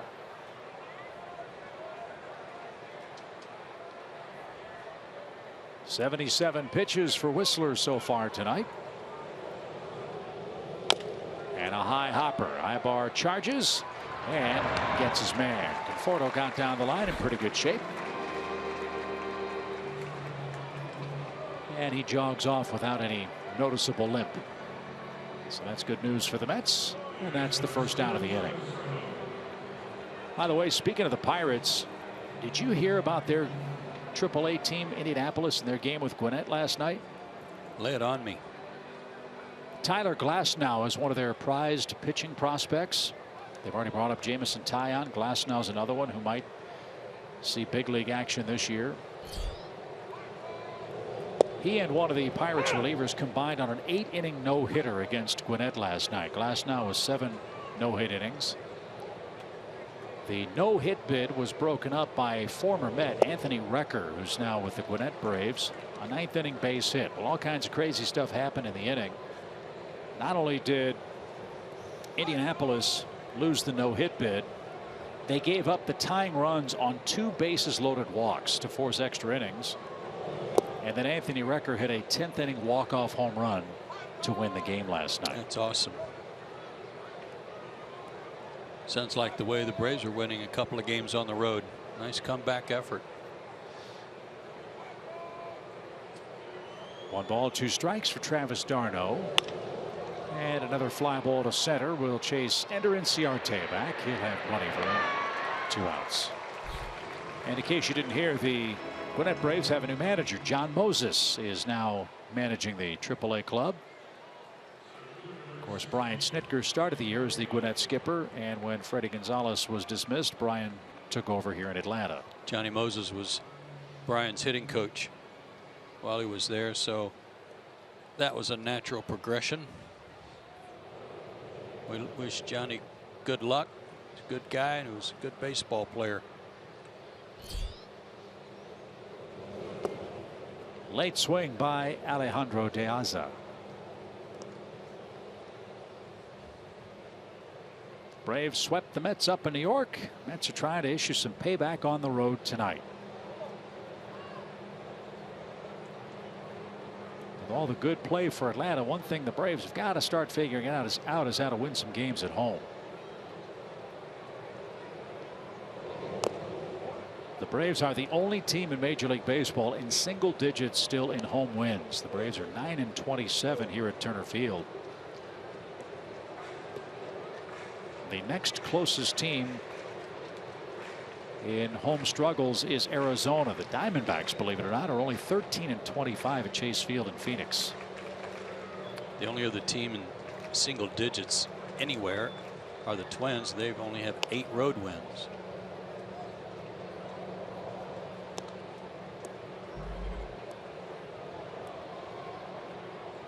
Philadelphia beat them at Minnesota today 7-3. So the Phillies' long nightmare is over. They had a 9-game losing streak, and today, isn't it funny, the Phillies went to Minnesota struggling so mightily in offense. They had 3 or 4 games with big offensive numbers, but could only win 1 game against the Twins.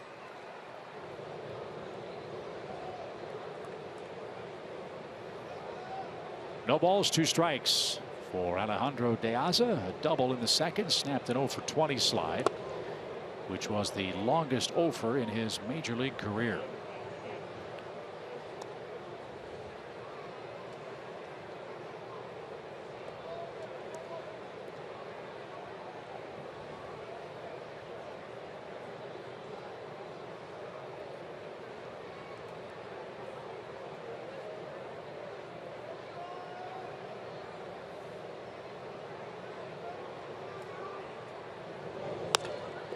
And that one's into right field. That'll drop in front of Markakis for a 2-out hit.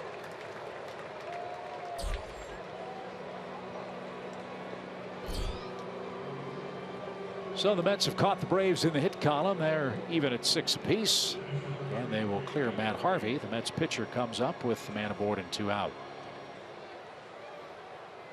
I'd say De Aza's figured out a good way to break out of an 0 for 20 and a 4 for 34 tonight.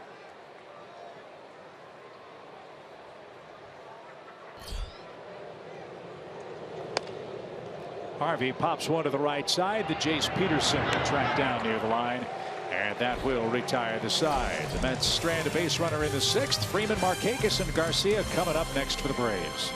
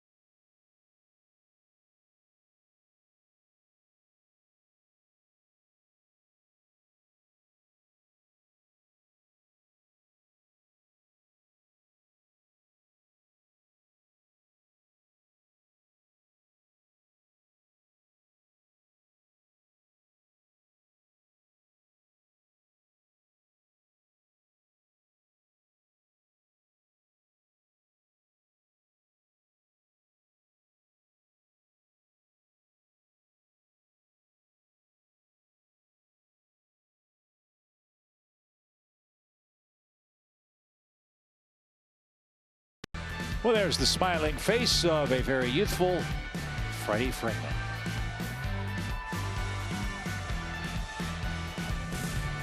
And he's the man that will lead off the 6th for the Braves. Freeman, Markakis, and Garcia, the 3, 4, and 5 hitters coming up against Matt Harvey. They'll see him for a 3rd time.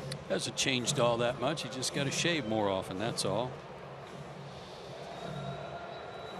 And again, Chipper Jones type numbers, over 80 games since 2012.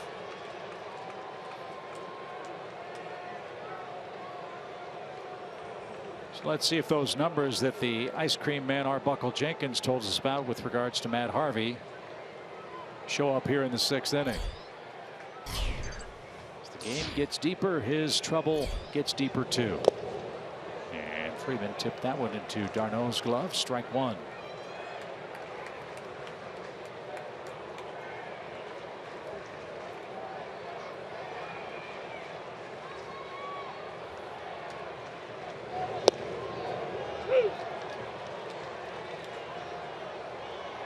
Harvey's given up 6 hits tonight. This is the 9th time he's had a game where he's allowed 6 or more hits. He's won only 2 of those. And that one smoked toward left, but right at Conforto.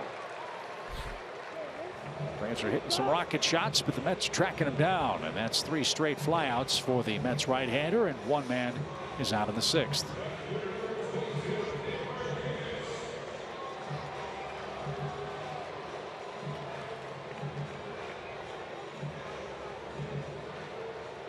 Nick Markakis doubled in the fourth and scored the lone Braves run on an A.J. Pierzynski hit. Let's see if he can get on, get the lineup card down to the Braves catcher. He hits Harvey well. It's only a 2-run game at this point.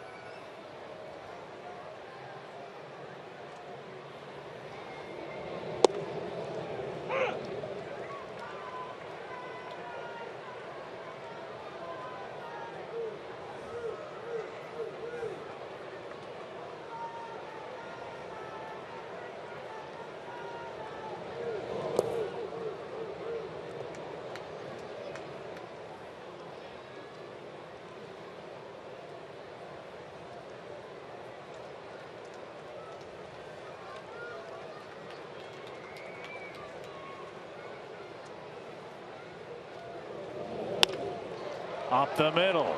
Cabrera can't get it. They had him shaded up toward the second base bag, but Nick bangs a single through for his second hit of the night. And Adonis Garcia's a home run threat. He could tie it up here. Boy, the Braves have threaded the needle tonight on the middle infielders to the left and the right of Walker for hits, and now one just out of the reach of Cabrera.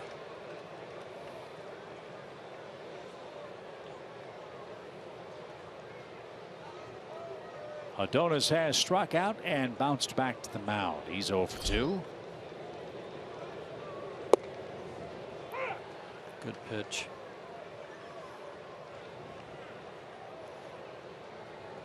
You live out there, you're going to be very successful. Last 9 games for Garcia, 13 hits, 32 at bats, a double, 2 homers, and 4 RBIs. Remember, he hit a home run on opening day, but then went a long time before he hit his second, including that lengthy stint down in Gwinnett where he was sent to play left field.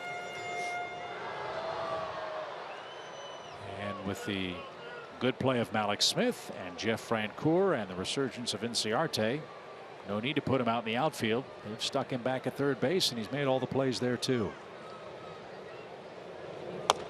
Little tapper again. Harvey will make the play to first. High throw, and Loney just did keep the bag. Harvey was lucky there. That was kind of a lazy sidearm throw because he knew he had time.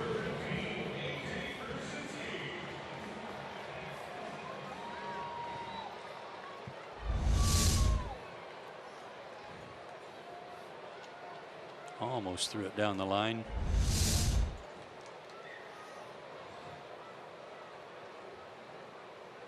So here's Pierzynski. He's driven home the lone Braves run. He's also chased De Aza to the center field fence.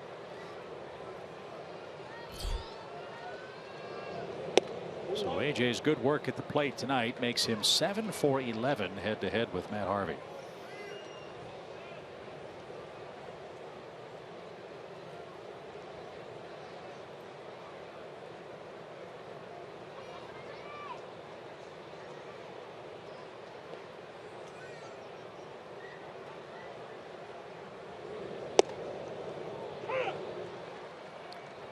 Don't think AJ liked that one.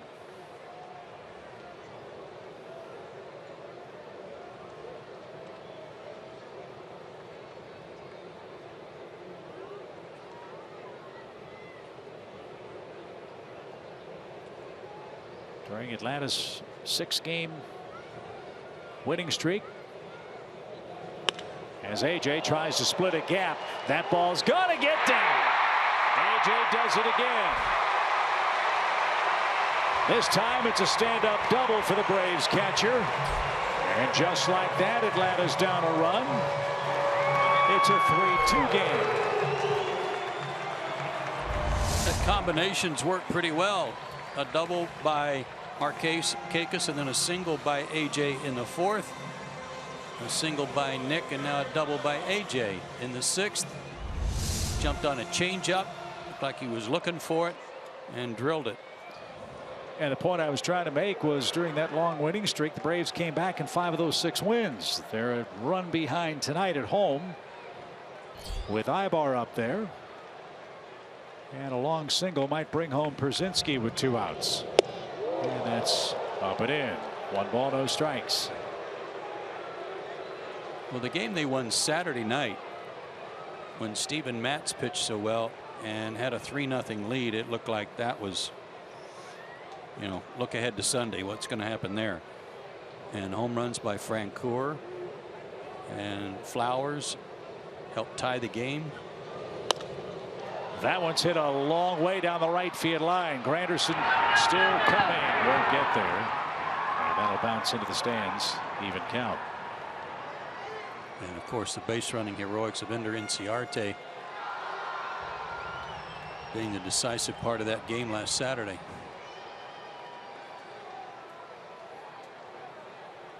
So AJ now 2 doubles away from 400 as a catcher in the major leagues.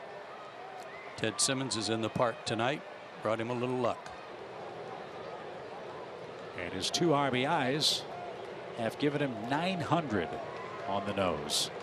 And that's down and in. Ball 2.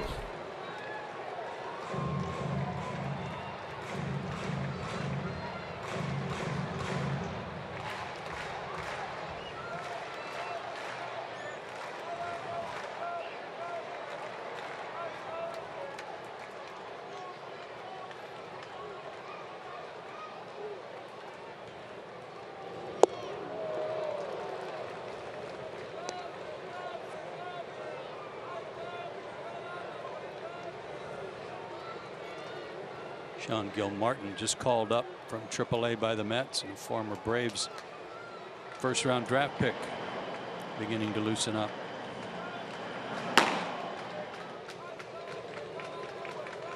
Harvey about to make his 89th pitch on a hot night, and he missed. It's a full count.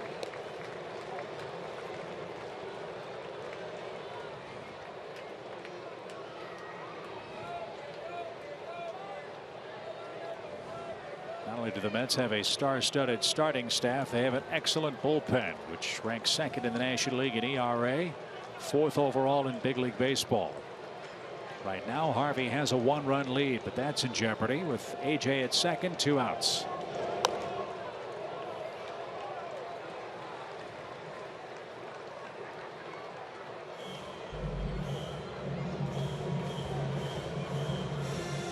One big difference in this game is control. Harvey has not walked a batter. Mets have 15 games this year where neither their starter nor their relief corps issued a base on balls. And they have been excellent in 1-run games. They're 15-9 thanks to that bullpen.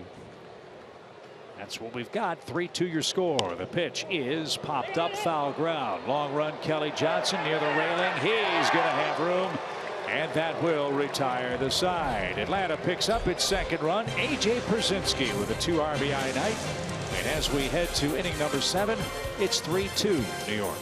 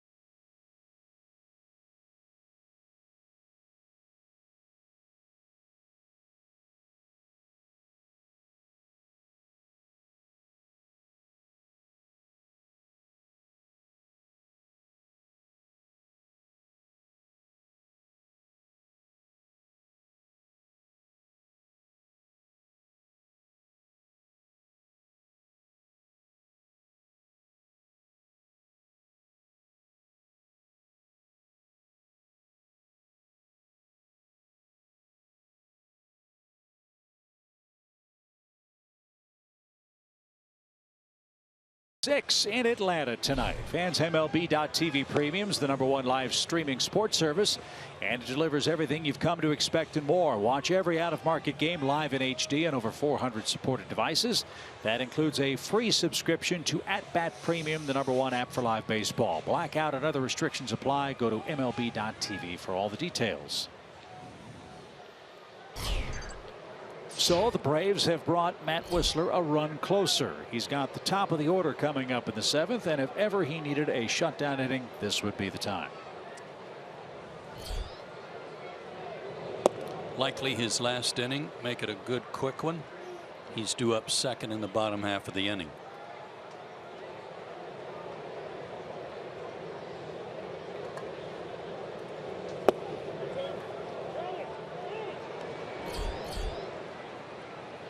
Dario Alvarez and Alexio Gondo are ready.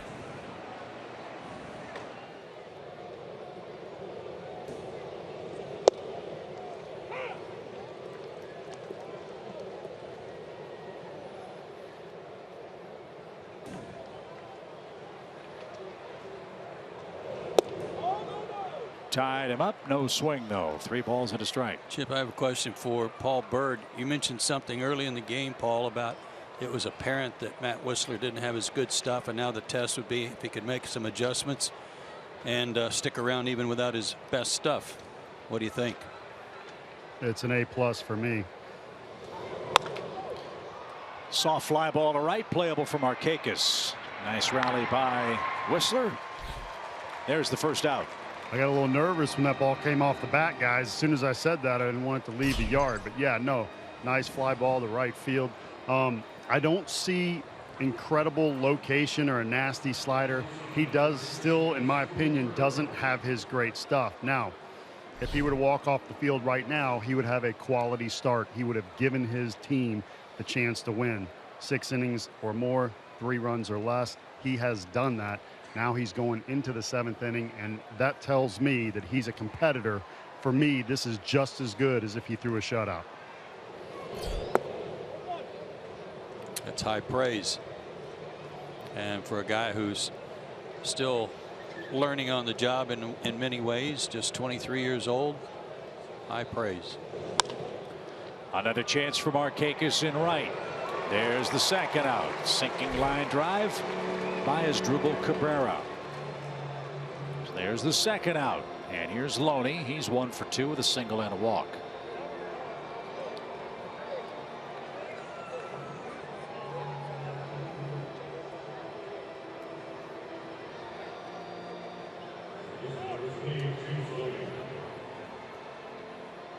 Loney on base twice tonight. That gives him 13 out of 14 games he's reached since joining the Mets. He's trying to buy some time for Harvey to regroup in the dugout if Matt's coming out again.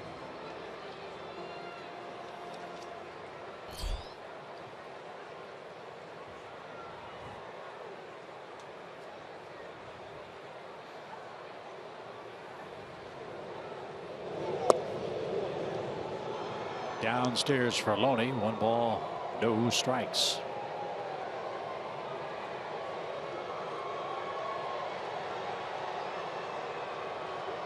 Loney had a big game June 18th against the Braves. Had 3 extra base hits. One of those hits was a triple, his first since September 10th of 2011 when he was playing with the Dodgers.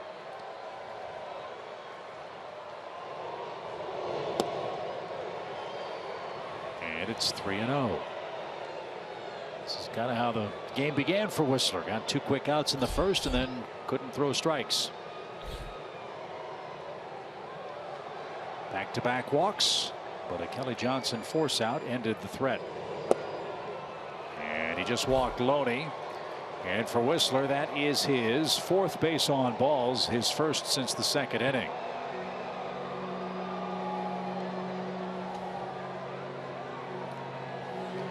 He's not getting hit hard.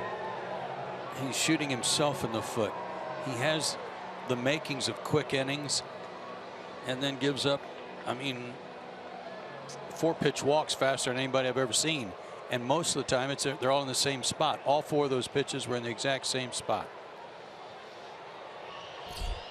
Walker's driven home 2 of the 3 Mets runs.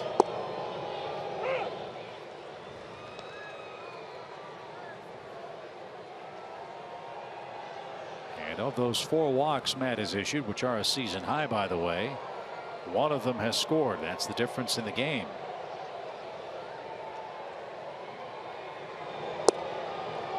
Over but low, even count. We're just past 9 o'clock in Atlanta. 7th inning, game 1 of this 4-game series, Braves and Mets, with Joe Simpson and Paul Bird and our great Fox Sports crew. Chip Carey from Turner Field. Good to be back home. Matt Whistler, Matt Harvey locking up in the opening game of this big series.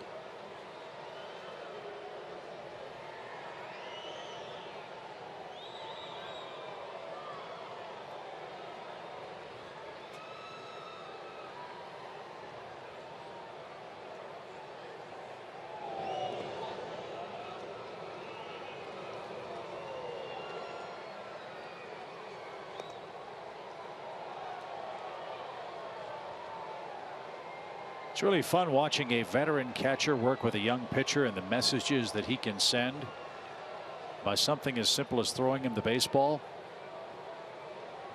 That was not a soft toss back to Matt Whistler. That was a let's go get him. Radar was headed at 92 from about 50 feet.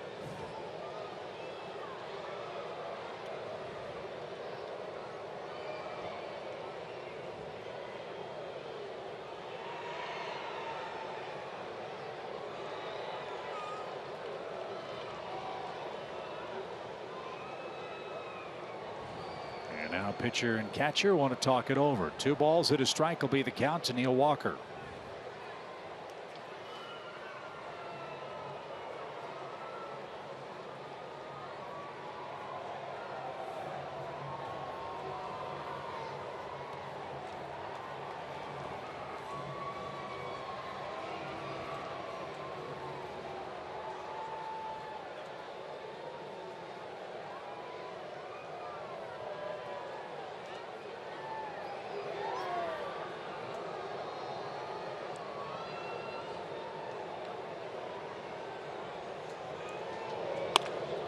That's hit the other way, a base hit.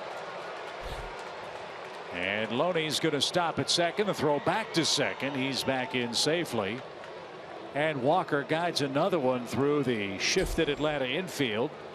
And the Mets now have 2-out trouble, and that will force the hand of Brian Snitker. He does not want Whistler to give up anything else. And once again, all this trouble coming with 2 men out. I mean, 2 quick outs. But the walk set it up. Good fastball there. A 4-seamer. Didn't hit it hard, but found a hole. So the 7th hit of the night for the Mets is the final pitch thrown by Matt tonight. He will leave with 2 on, 2 out, and a 1-run lead.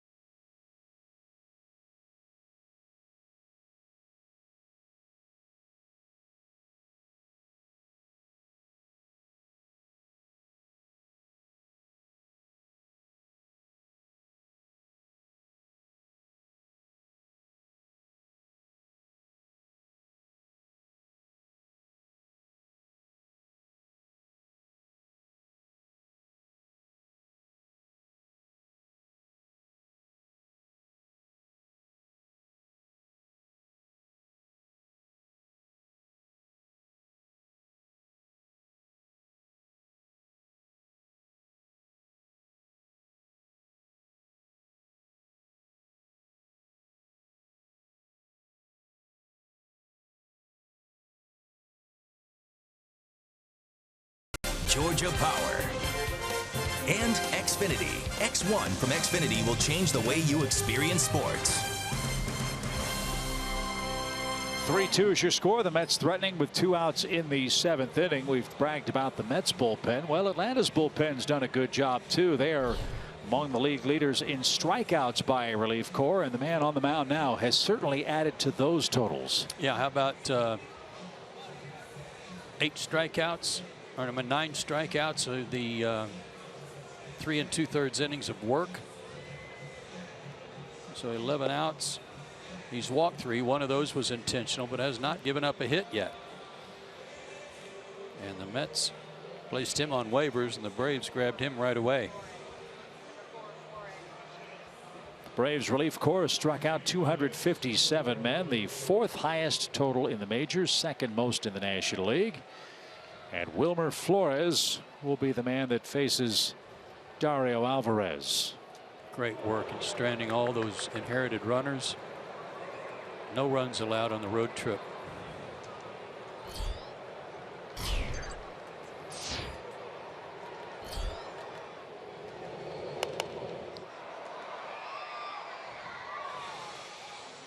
I thought I heard a double click there. I heard the foul ball, and then did Flores lose the bat and he did. bounce it off AJ? AJ's getting pounded by bats lately. He came in to finish the game last night, got hit in the arm by the bat.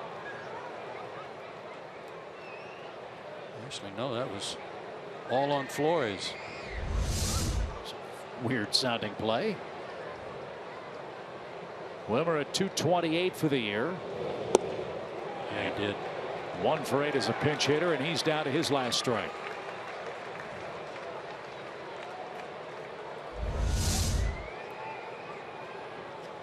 No stride, tried to stay back. Couldn't.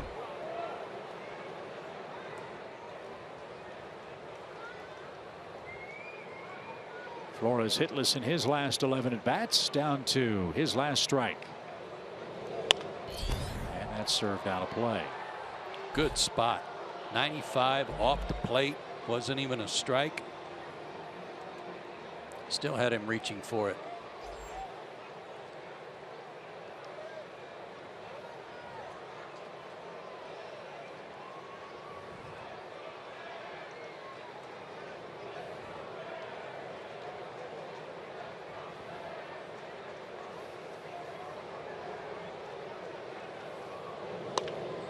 Fly ball hit toward left. Bonifacio is there. He's got it. And that retires the side. Wilmer Flores pops out. The Mets strand a pair in the 7th. And we head to the stretch. Atlanta trails by a run.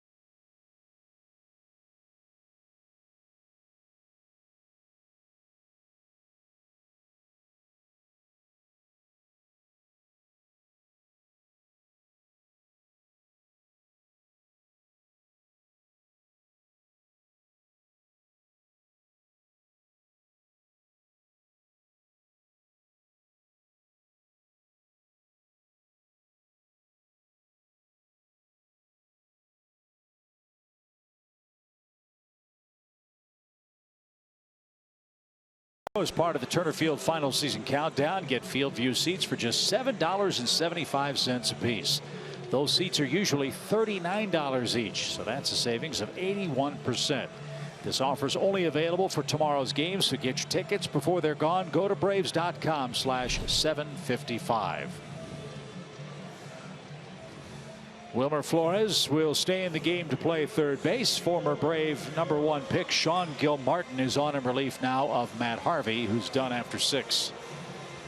Just recalled he's been in 2 games, 5 innings, 2 hits, no runs, but 5 strikeouts in those 5 innings. Good curveball. It's a #1 pick by the Braves out of Florida State. Fastball in the high 80s. And call it a slider instead of a curve. More of a slider and a changeup. Bonifacio will lead off. Jeff Francoeurs grabbed a bat. He will hit for Alvarez. And a swing and a miss. Strike 1. 8 hits, 2 runs in 6 innings for Matt Harvey. As it stands, he's in line for victory number 5.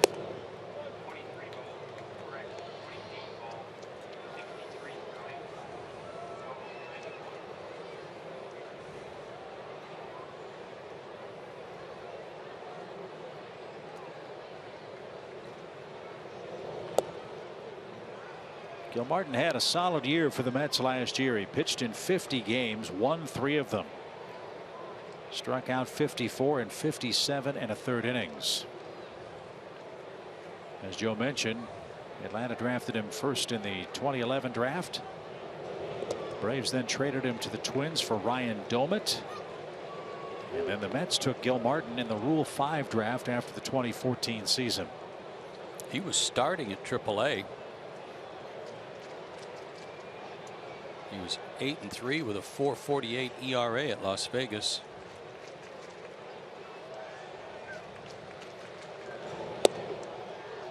Boney just swung at ball 4, it looked like. 3 balls, 2 strikes now.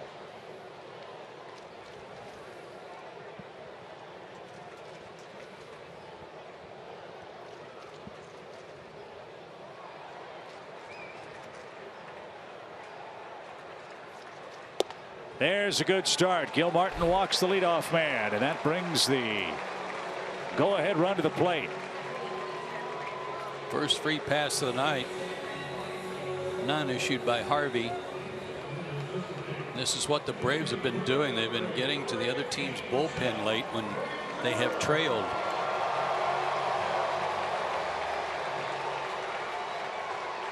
Spent some time with Jeff before the game in the Braves video room. He was really analyzing his swing. Jeff said he feels like he's been pulling off the ball of late. See if he can hit a line drive somewhere here. Ball 1 outside from Gilmartin.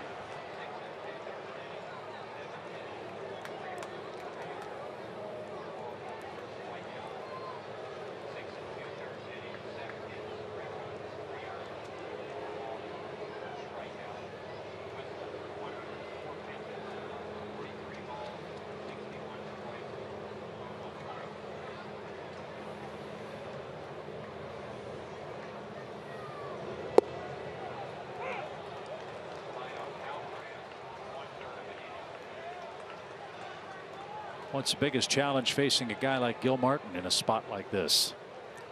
Knowing that your starting pitcher's pitched a good ball game and you've walked the leadoff guy.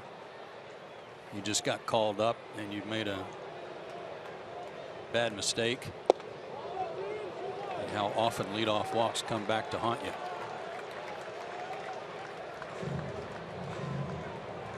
He does not have overpowering stuff. He is a finesse guy. And wants you to get yourself out, hoping he can hit some spots to tantalize you into swinging.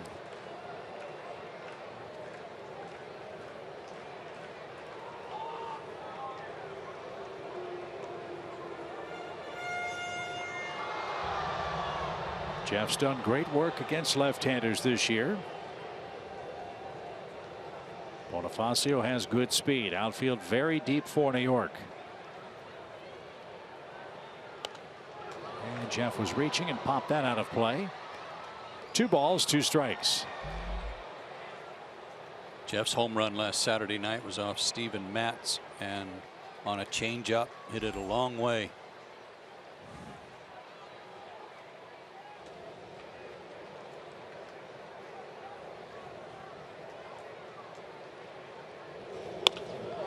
That's hit hard toward left. Conforto on the run. Diving try. He dropped the ball. And Francoeur is aboard with nobody out. The Braves are in business. A walk and a single to left by Francoeur. 2 on, nobody out. I tell you what, I thought this was a hit all the way. Conforto fooled me on how quick he got to this ball and kind of pancaked it down. Never had it in the glove all the way. But I thought that was going to drop in for sure, and he almost caught the ball.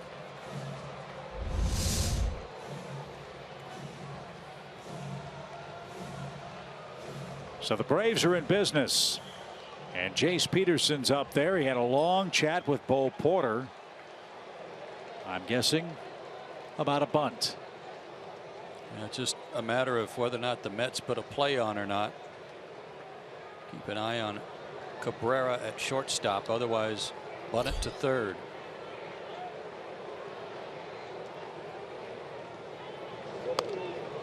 Bunted foul. He tried to.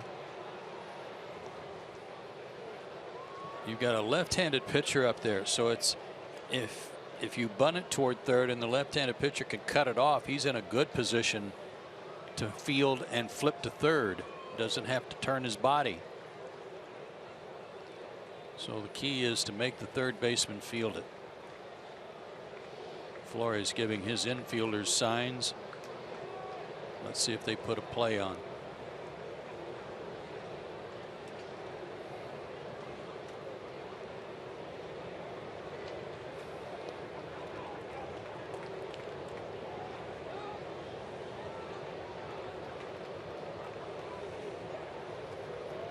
Many times a pickoff, which they had in play there, even if it was a fake, is preceded.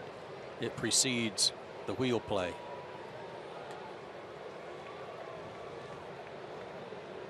Nothing in 1. Peterson got it down. Beautiful bunt. Throw to first. Just in time. Bang, bang play at first. Peterson called out. And the Braves will take a long, hard look at this on video. Buddy Carlisle, the Braves replay coordinator, will say safer out. First of all, it was an excellent job with the bunt to make Flores field it. Now let's look. Out.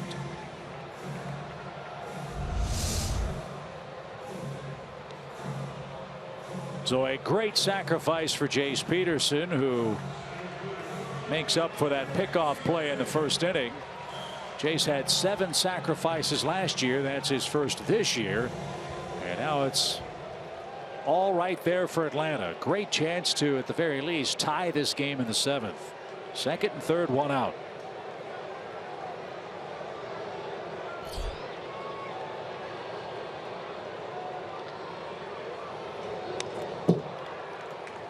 Mets have their corner infielders in, but they've got their middle infielders back. Terry Collins willing to concede the tying run on a ground ball hit up the middle in an effort to try to cut down on a potential 2-run hit that would give the Braves the lead.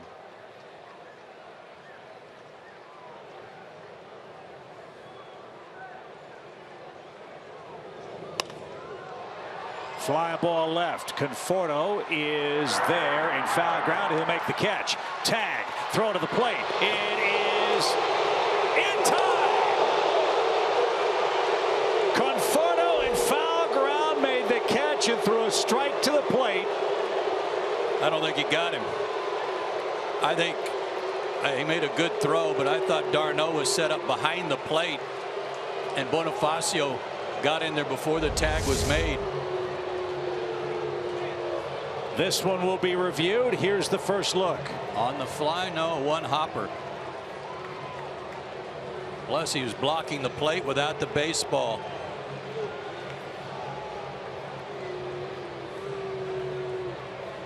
It's a good angle. He's safe. He was blocking the plate without the baseball, and it doesn't matter because he went right through his shin guard.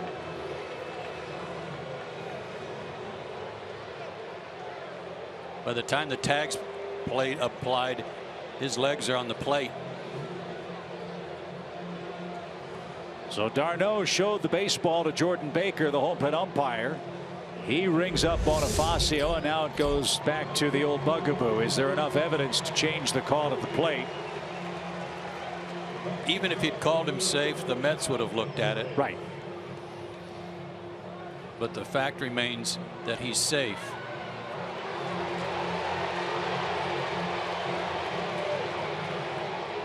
Jordan Baker was lined up in foul territory on the first base side. You see him right here. He can't really tell when Bonifacio got to the plate. All he sees is the baseball. Clearly safe.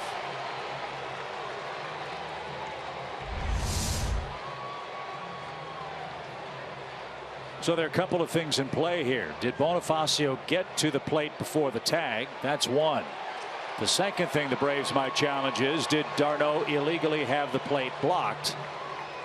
Again, you're supposed to give the runner a lane unless the throw brings you into the path of the base runner. And if that's the case, then the run would score irrespective of safe or out. Seems like last year the manager had to decide what he was appealing. And this year that's not the case. You can review the play, and if they see that he was illegally blocking the plate, then they will make that call too. Either way, he's safe. He went through the tag, went through his shin guard rather, before the tag was applied. And the verdict is in. They say he's out. That is absolutely bogus. Absolutely. And so Brian Snitker wants a confirmation. The Braves dugout explodes, and somebody might have been run. Brian Snitker wants to understand what's going on. He might have been thrown out of the game. Yep, he has been.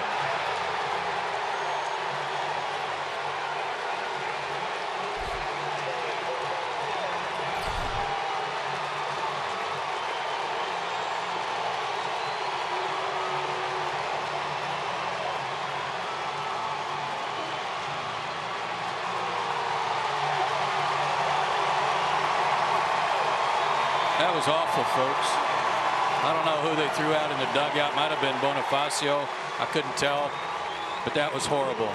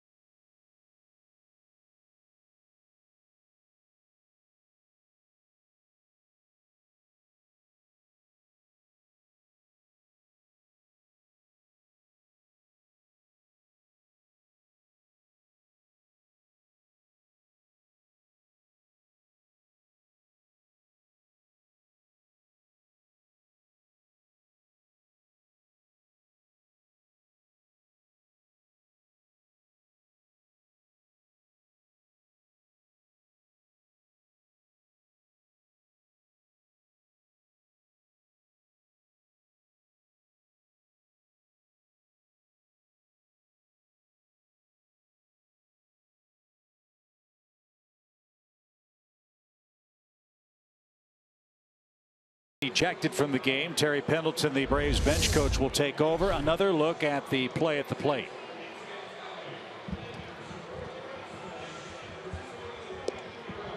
And again, we thought that Bonifacio had at the very least his right knee on top of the plate. By the time the tag was applied, there were two rules in question. Was the tag applied in time? Did d'Arnaud have the plate blocked? And when the decision went against Brian Snitker, he came out of the dugout and erupted and was immediately ejected from the game.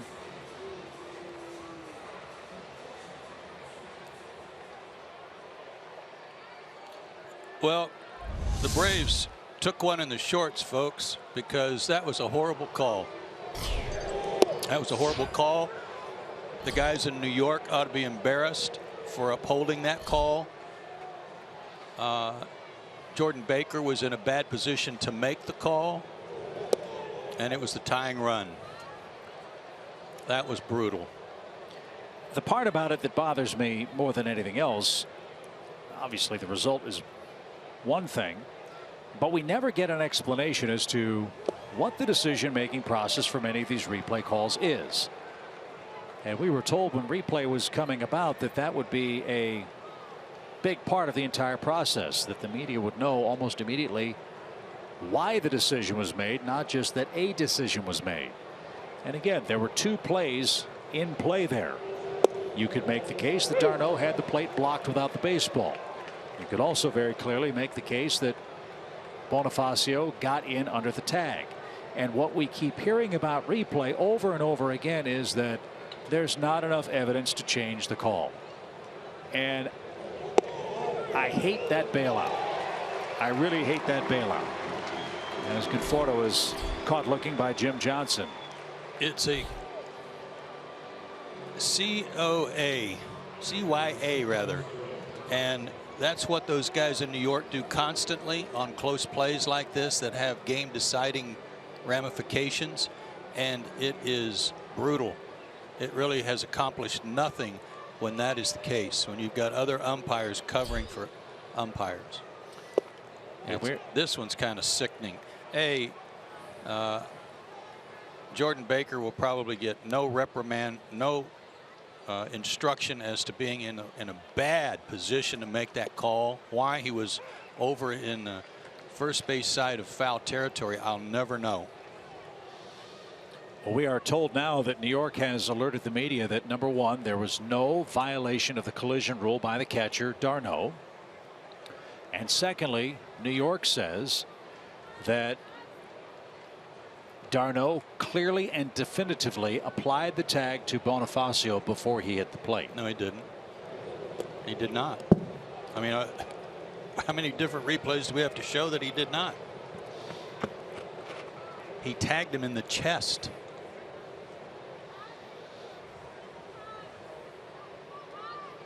Two balls and a strike for Travis d'Arnaud. Huge momentum swing back in the Mets dugout as they have a 3-2 lead. And let's take a look at the positioning of Baker. He can't tell from that position where the tag is applied, and he can't tell when Bonifacio got to the plate before the tag was applied. Bonifacio got tagged up under his left arm, like on his armpit or in his lat.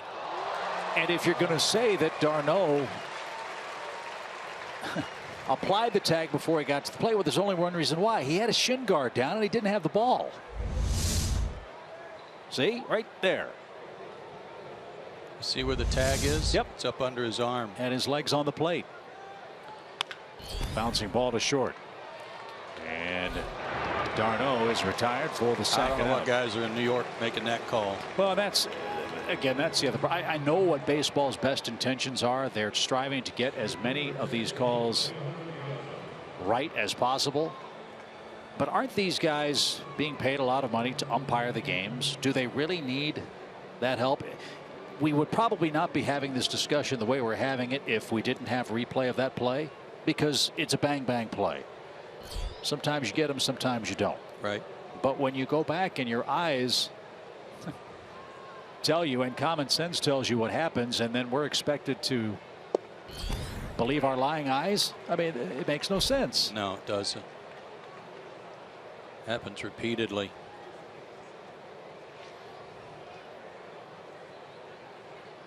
So De Aza bats with 2 outs against Jim Johnson. The whole object of replay was to get it right. Period. Period. Yeah. And the umpires can be wrong. It's okay for them to be wrong when they take another look at it and correct it. It's okay. But that's not the way this is trended.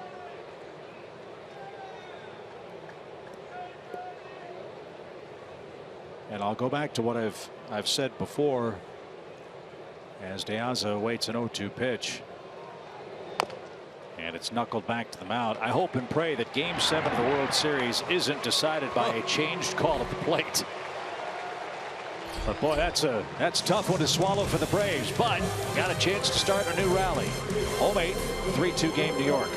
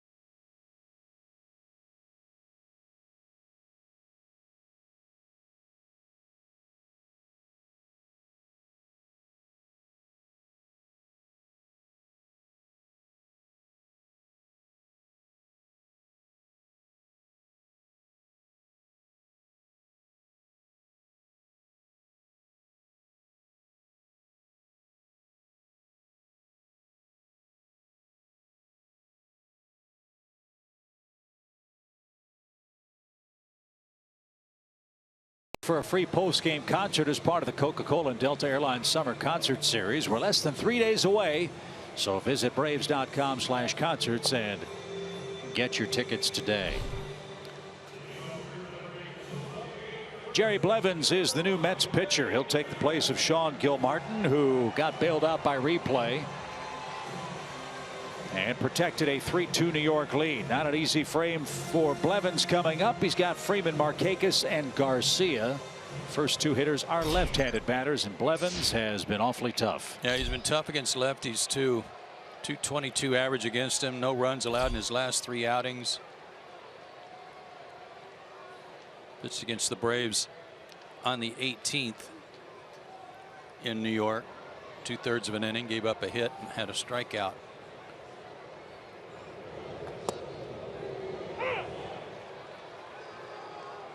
Again, a guy who's not going to blow you away. High 80s. You just saw the curveball and a changeup. 21 straight scoreless outings for Blevins, second longest stretch in Mets history. As Freeman greets him with a shot into right field. Well, you said something earlier, Joe, down in Miami, maybe in the finale against New York. That Ender Inciarte dash around the bases on Saturday really fired up the ball club. I would think Brian Snitker getting thrown out, and with good justification, and that game-tying robbery that we just saw is going to fire up that clubhouse too. Well, I would hope so, and I would expect it to. And you're right, Brian Snitker had every right to go out and do what he did, because the Braves had a tying run taken away from him. Way downstairs, 1 ball, no strikes. Look, if replay's here and replay's here to stay, we can't just overturn the really obvious calls. And this one really tough to swallow at this point. Outside, 1 ball, 1 strike. Yeah, it's irritating enough when it's just a 2-out ground ball to short and a bang play at first. Is he safe or out? Okay, well, yay or nay, doesn't matter. But you got to get that one right when it has ramifications on the outcome of the game. And they did not. Well, as a fan said in between innings, and they made a good point, Without replay, you say great catch, amazing throw, and a bang bang play. You tip your cap to Conforto. And why was the umpire positioned where he was to make that call? Agreed. But when you see that apparently obvious missed call and it still goes against you, that makes you wonder why in the world do we go through that whole exercise in the first place. Markakis didn't like that call and he's grumbling. 2 balls, 2 strikes.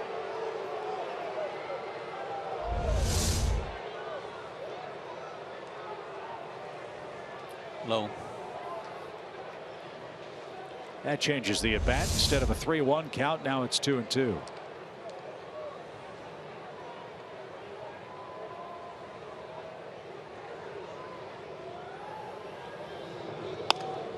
And he missed a double by a foot.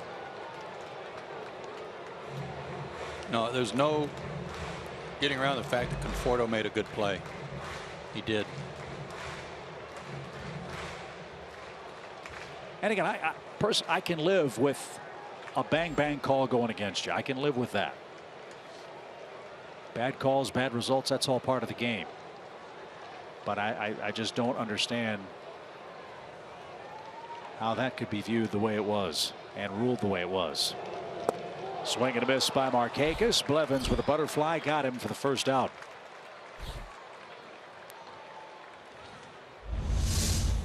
Here's the big curveball. Threw it at him. And Nick trying to guard the plate with 2 strikes. A little quick on it. So Blevins' job was to face Freeman and Markakis. He got one of those 2 Braves hitters. And New York will go to the bullpen with Adonis Garcia coming up in a 1-run lead.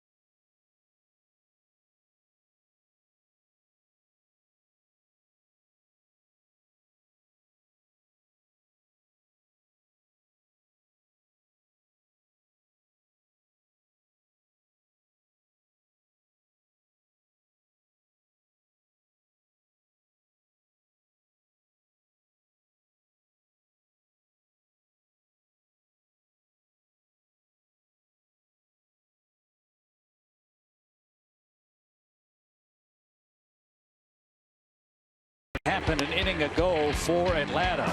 Great catch by Conforto in foul ground. A strike at the plate on 1 hop. Bang bang play. Bonifacio ruled out. No blockage of the plate. The tag clearly applied, says New York, before he got to the plate. And that was the tying run for Atlanta. And after review, the Toyota key play was confirmed, much to the dismay of Brian Snitker, who was kicked out. Mike Everett with a very demonstrative move there. I don't know what Brian said to him, but magic word. And Brian got his money's worth, to the delight of the Atlanta fans. So Addison Reed is on. This is his 36th game.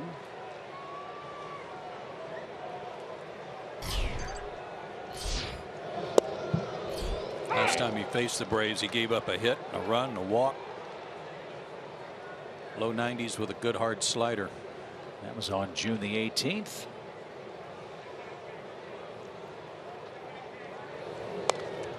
And just like that, Garcia's behind 0-2. Adonis has been a little late tonight, coming back to the lineup.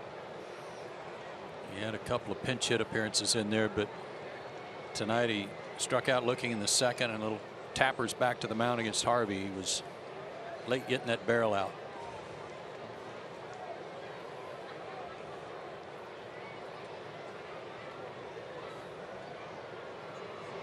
Swing and a drive, deep left field. Conforto can't get that one. Adonis Garcia on an 0-2 pitch turns the game around.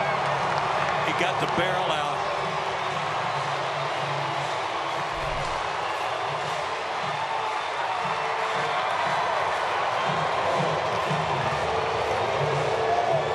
That's how you eliminate the need for replay. Hit it over the fence. And the Braves are back in front 4-3.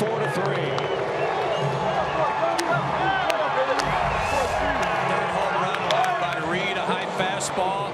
He knew it. Reed knew it. Let's just hope they don't send it to replay.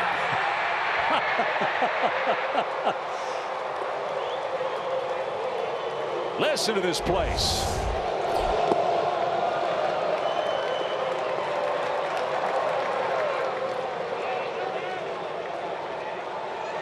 So that leadoff hit allowed by Blevins to Freddie Freeman turns into the tying run. Garcia hits a homer to put the Braves in front. Now AJ bounces one off the slope of the mound, and Cabrera throws him out for out number 2.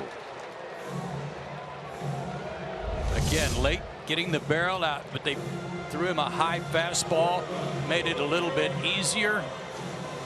Never easy to hit a home run, but easier to connect on that high heater. And again, the dugout erupts. Big swing. So now Atlanta's in front. They've out-hit the Mets 11-7. They've outscored them 4-3 with a lightning bolt off the bat of Adonis Garcia, who was behind 0-2 to Addison Reed.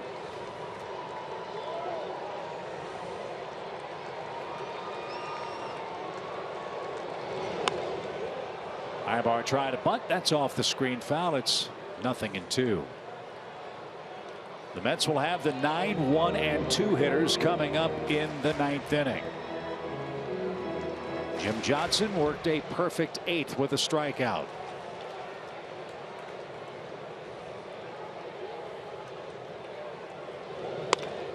Back up the middle and into center field by Ibar. He's got a 2-hit game. Eric's starting to play like the man they thought they were getting from the Angels at the start of the season. He had a good road trip, 5 for 16, 2 hits yesterday, 2 hits tonight. So what a wild finish tonight in Atlanta. Plenty of things to talk about with you on Braves Live, presented by Xfinity. Kelsey Wingert has the hosting duties tonight with Nick Green. We will join them after what we hope will be a Braves win tonight.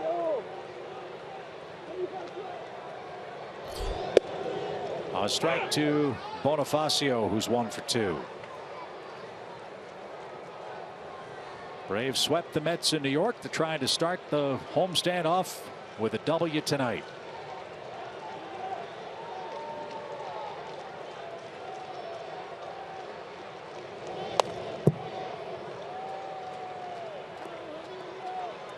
And Reed's getting to 0-2 counts, but hasn't been able to finish anybody off. Yeah, coming in, he had struck out 38 batters in his last 30 2/3 innings. He's a strikeout guy.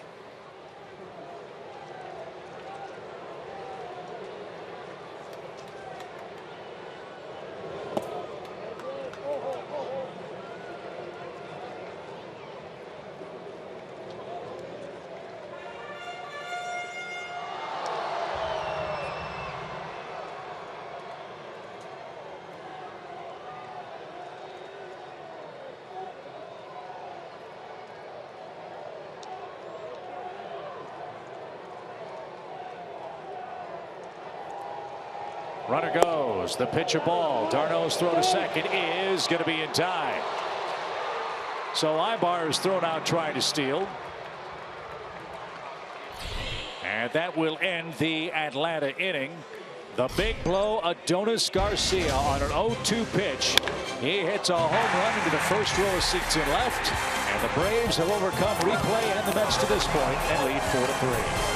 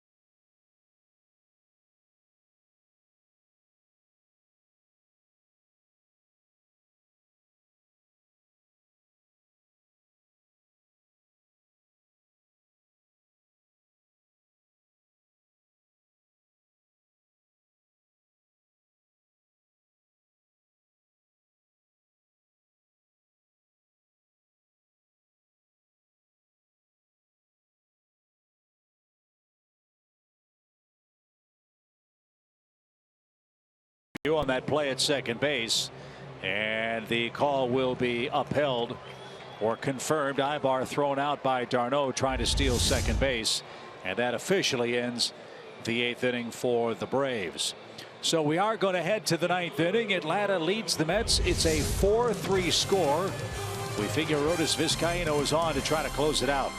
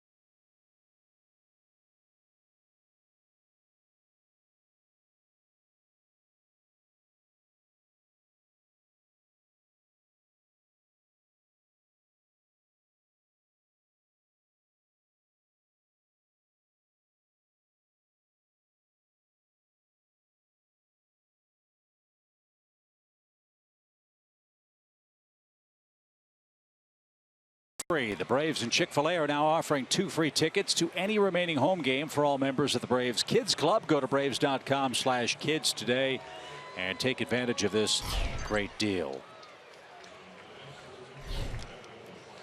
Well, if you believe in baseball karma, the baseball gods have smiled on Atlanta tonight. After having what looked like the game tying run erased on video review, Adonis Garcia hits a 2-run homer to put the Braves in front 4-3 as we head to the 9th inning, and Arodys Vizcaíno will try to save the day.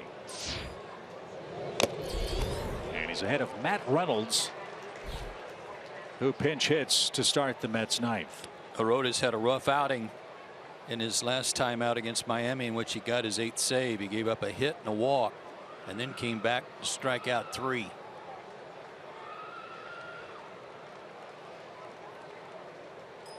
Reynolds had a big day yesterday for the Mets. He hit his first major league home run. And Terry Collins was really praising this young man because he was in a tough spot with all the injuries New York has had. He had to go play the outfield. He's never played the outfield professionally before, and he went out and did a good job against the Royals yesterday. Game they won 4-3 behind Noah Syndergaard. Joakim Soria, the man that took the loss. Juris Familia picked up the save. Yeah, managers like it when those guys are willing to do whatever you ask them to do, even if it's in a situation or a position they're uncomfortable with or never played before. They just want on the field. You got to respect that.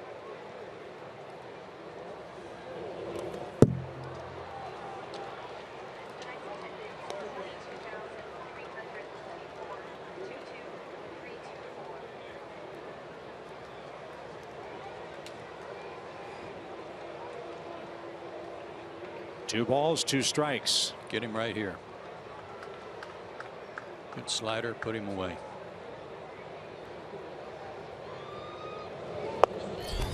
But he's going full.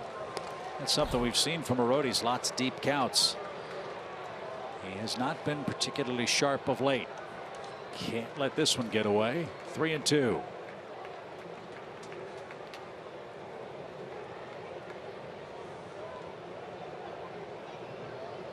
This guy, 5 walks in his last 4 1/3 innings, and he just walked the leadoff man in a 1-run game.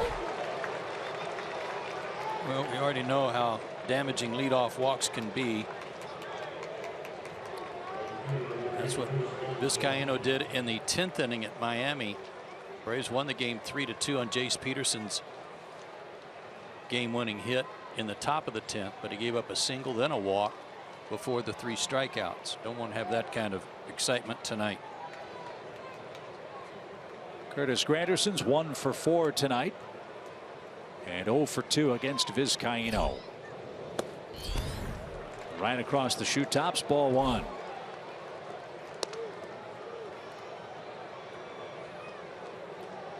Ibar's going to come in and try to calm him down.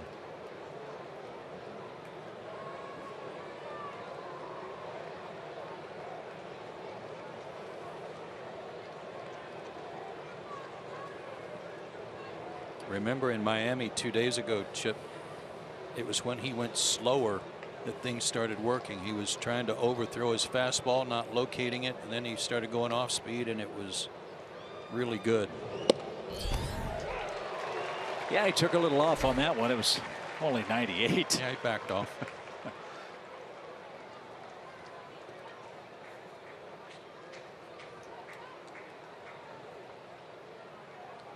One ball, one strike. 10 o'clock here at Turner Field.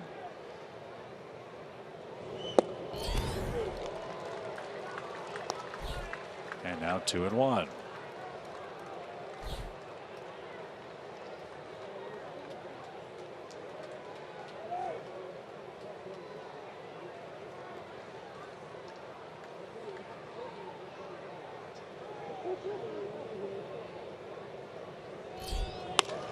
Fly ball center, but playable for Ender. He's got it. There's the first out in the top of the 9th. Reynolds back to first. And here's Asdrubal Cabrera, the hottest Mets hitter. Cabrera's doubled and scored. That was the second Mets run back in the 3rd inning. He's hit the ball in the air 3 other times. He's flat out to left, center, and right.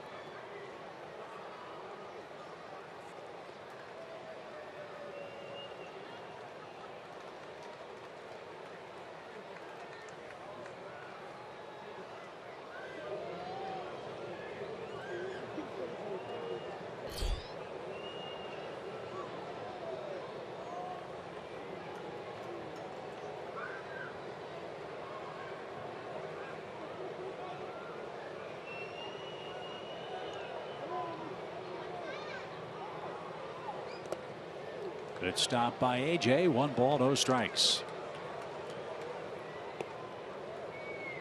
The Marlins won again today. They beat the Cubs 4-2. That was Chen and Lester down in Miami. Panic in Chicago. The Cubs have a 4-game losing streak after they were swept by the Cardinals.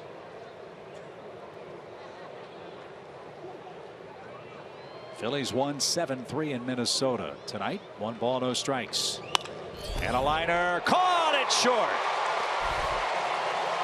Cabrera flirted with an opposite field hit, and he was robbed by the Braves shortstop. I don't know if that was knuckling or not, but it seemed to change directions.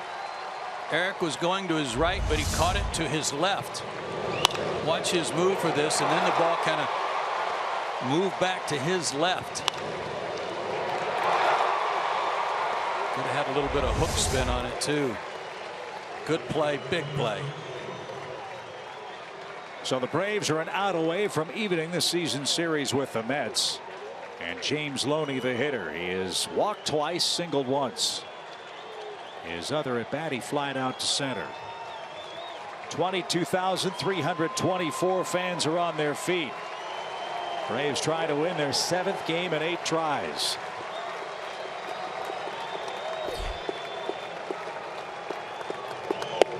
Strike inside corner.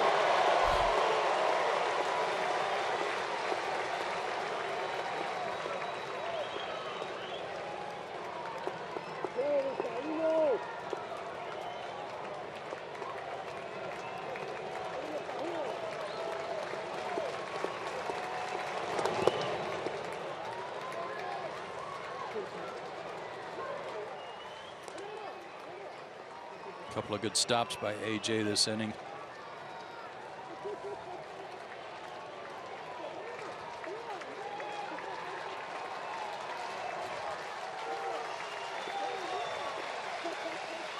If you're going to throw the slider to Loney, make sure you bury it down and in. Good low ball hitter.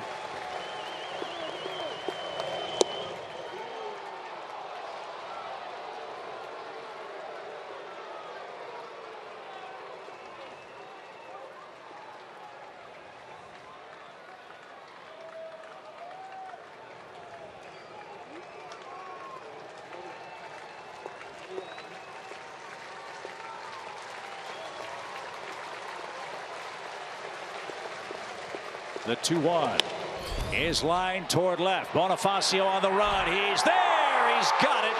And the Braves have come back to win again. They've come back to win in 6 of their last 7 victories. Atlanta's won 7 of 8. They come back and stun the Mets with a late home run from Adonis Garcia in the 8th inning off Addison Reed. And they begin this homestand with a bang and a flourish. What a crazy final couple of innings. But justice was indeed served. 4-3 your final score. Joe and I are back to Turner Field to recap it after this.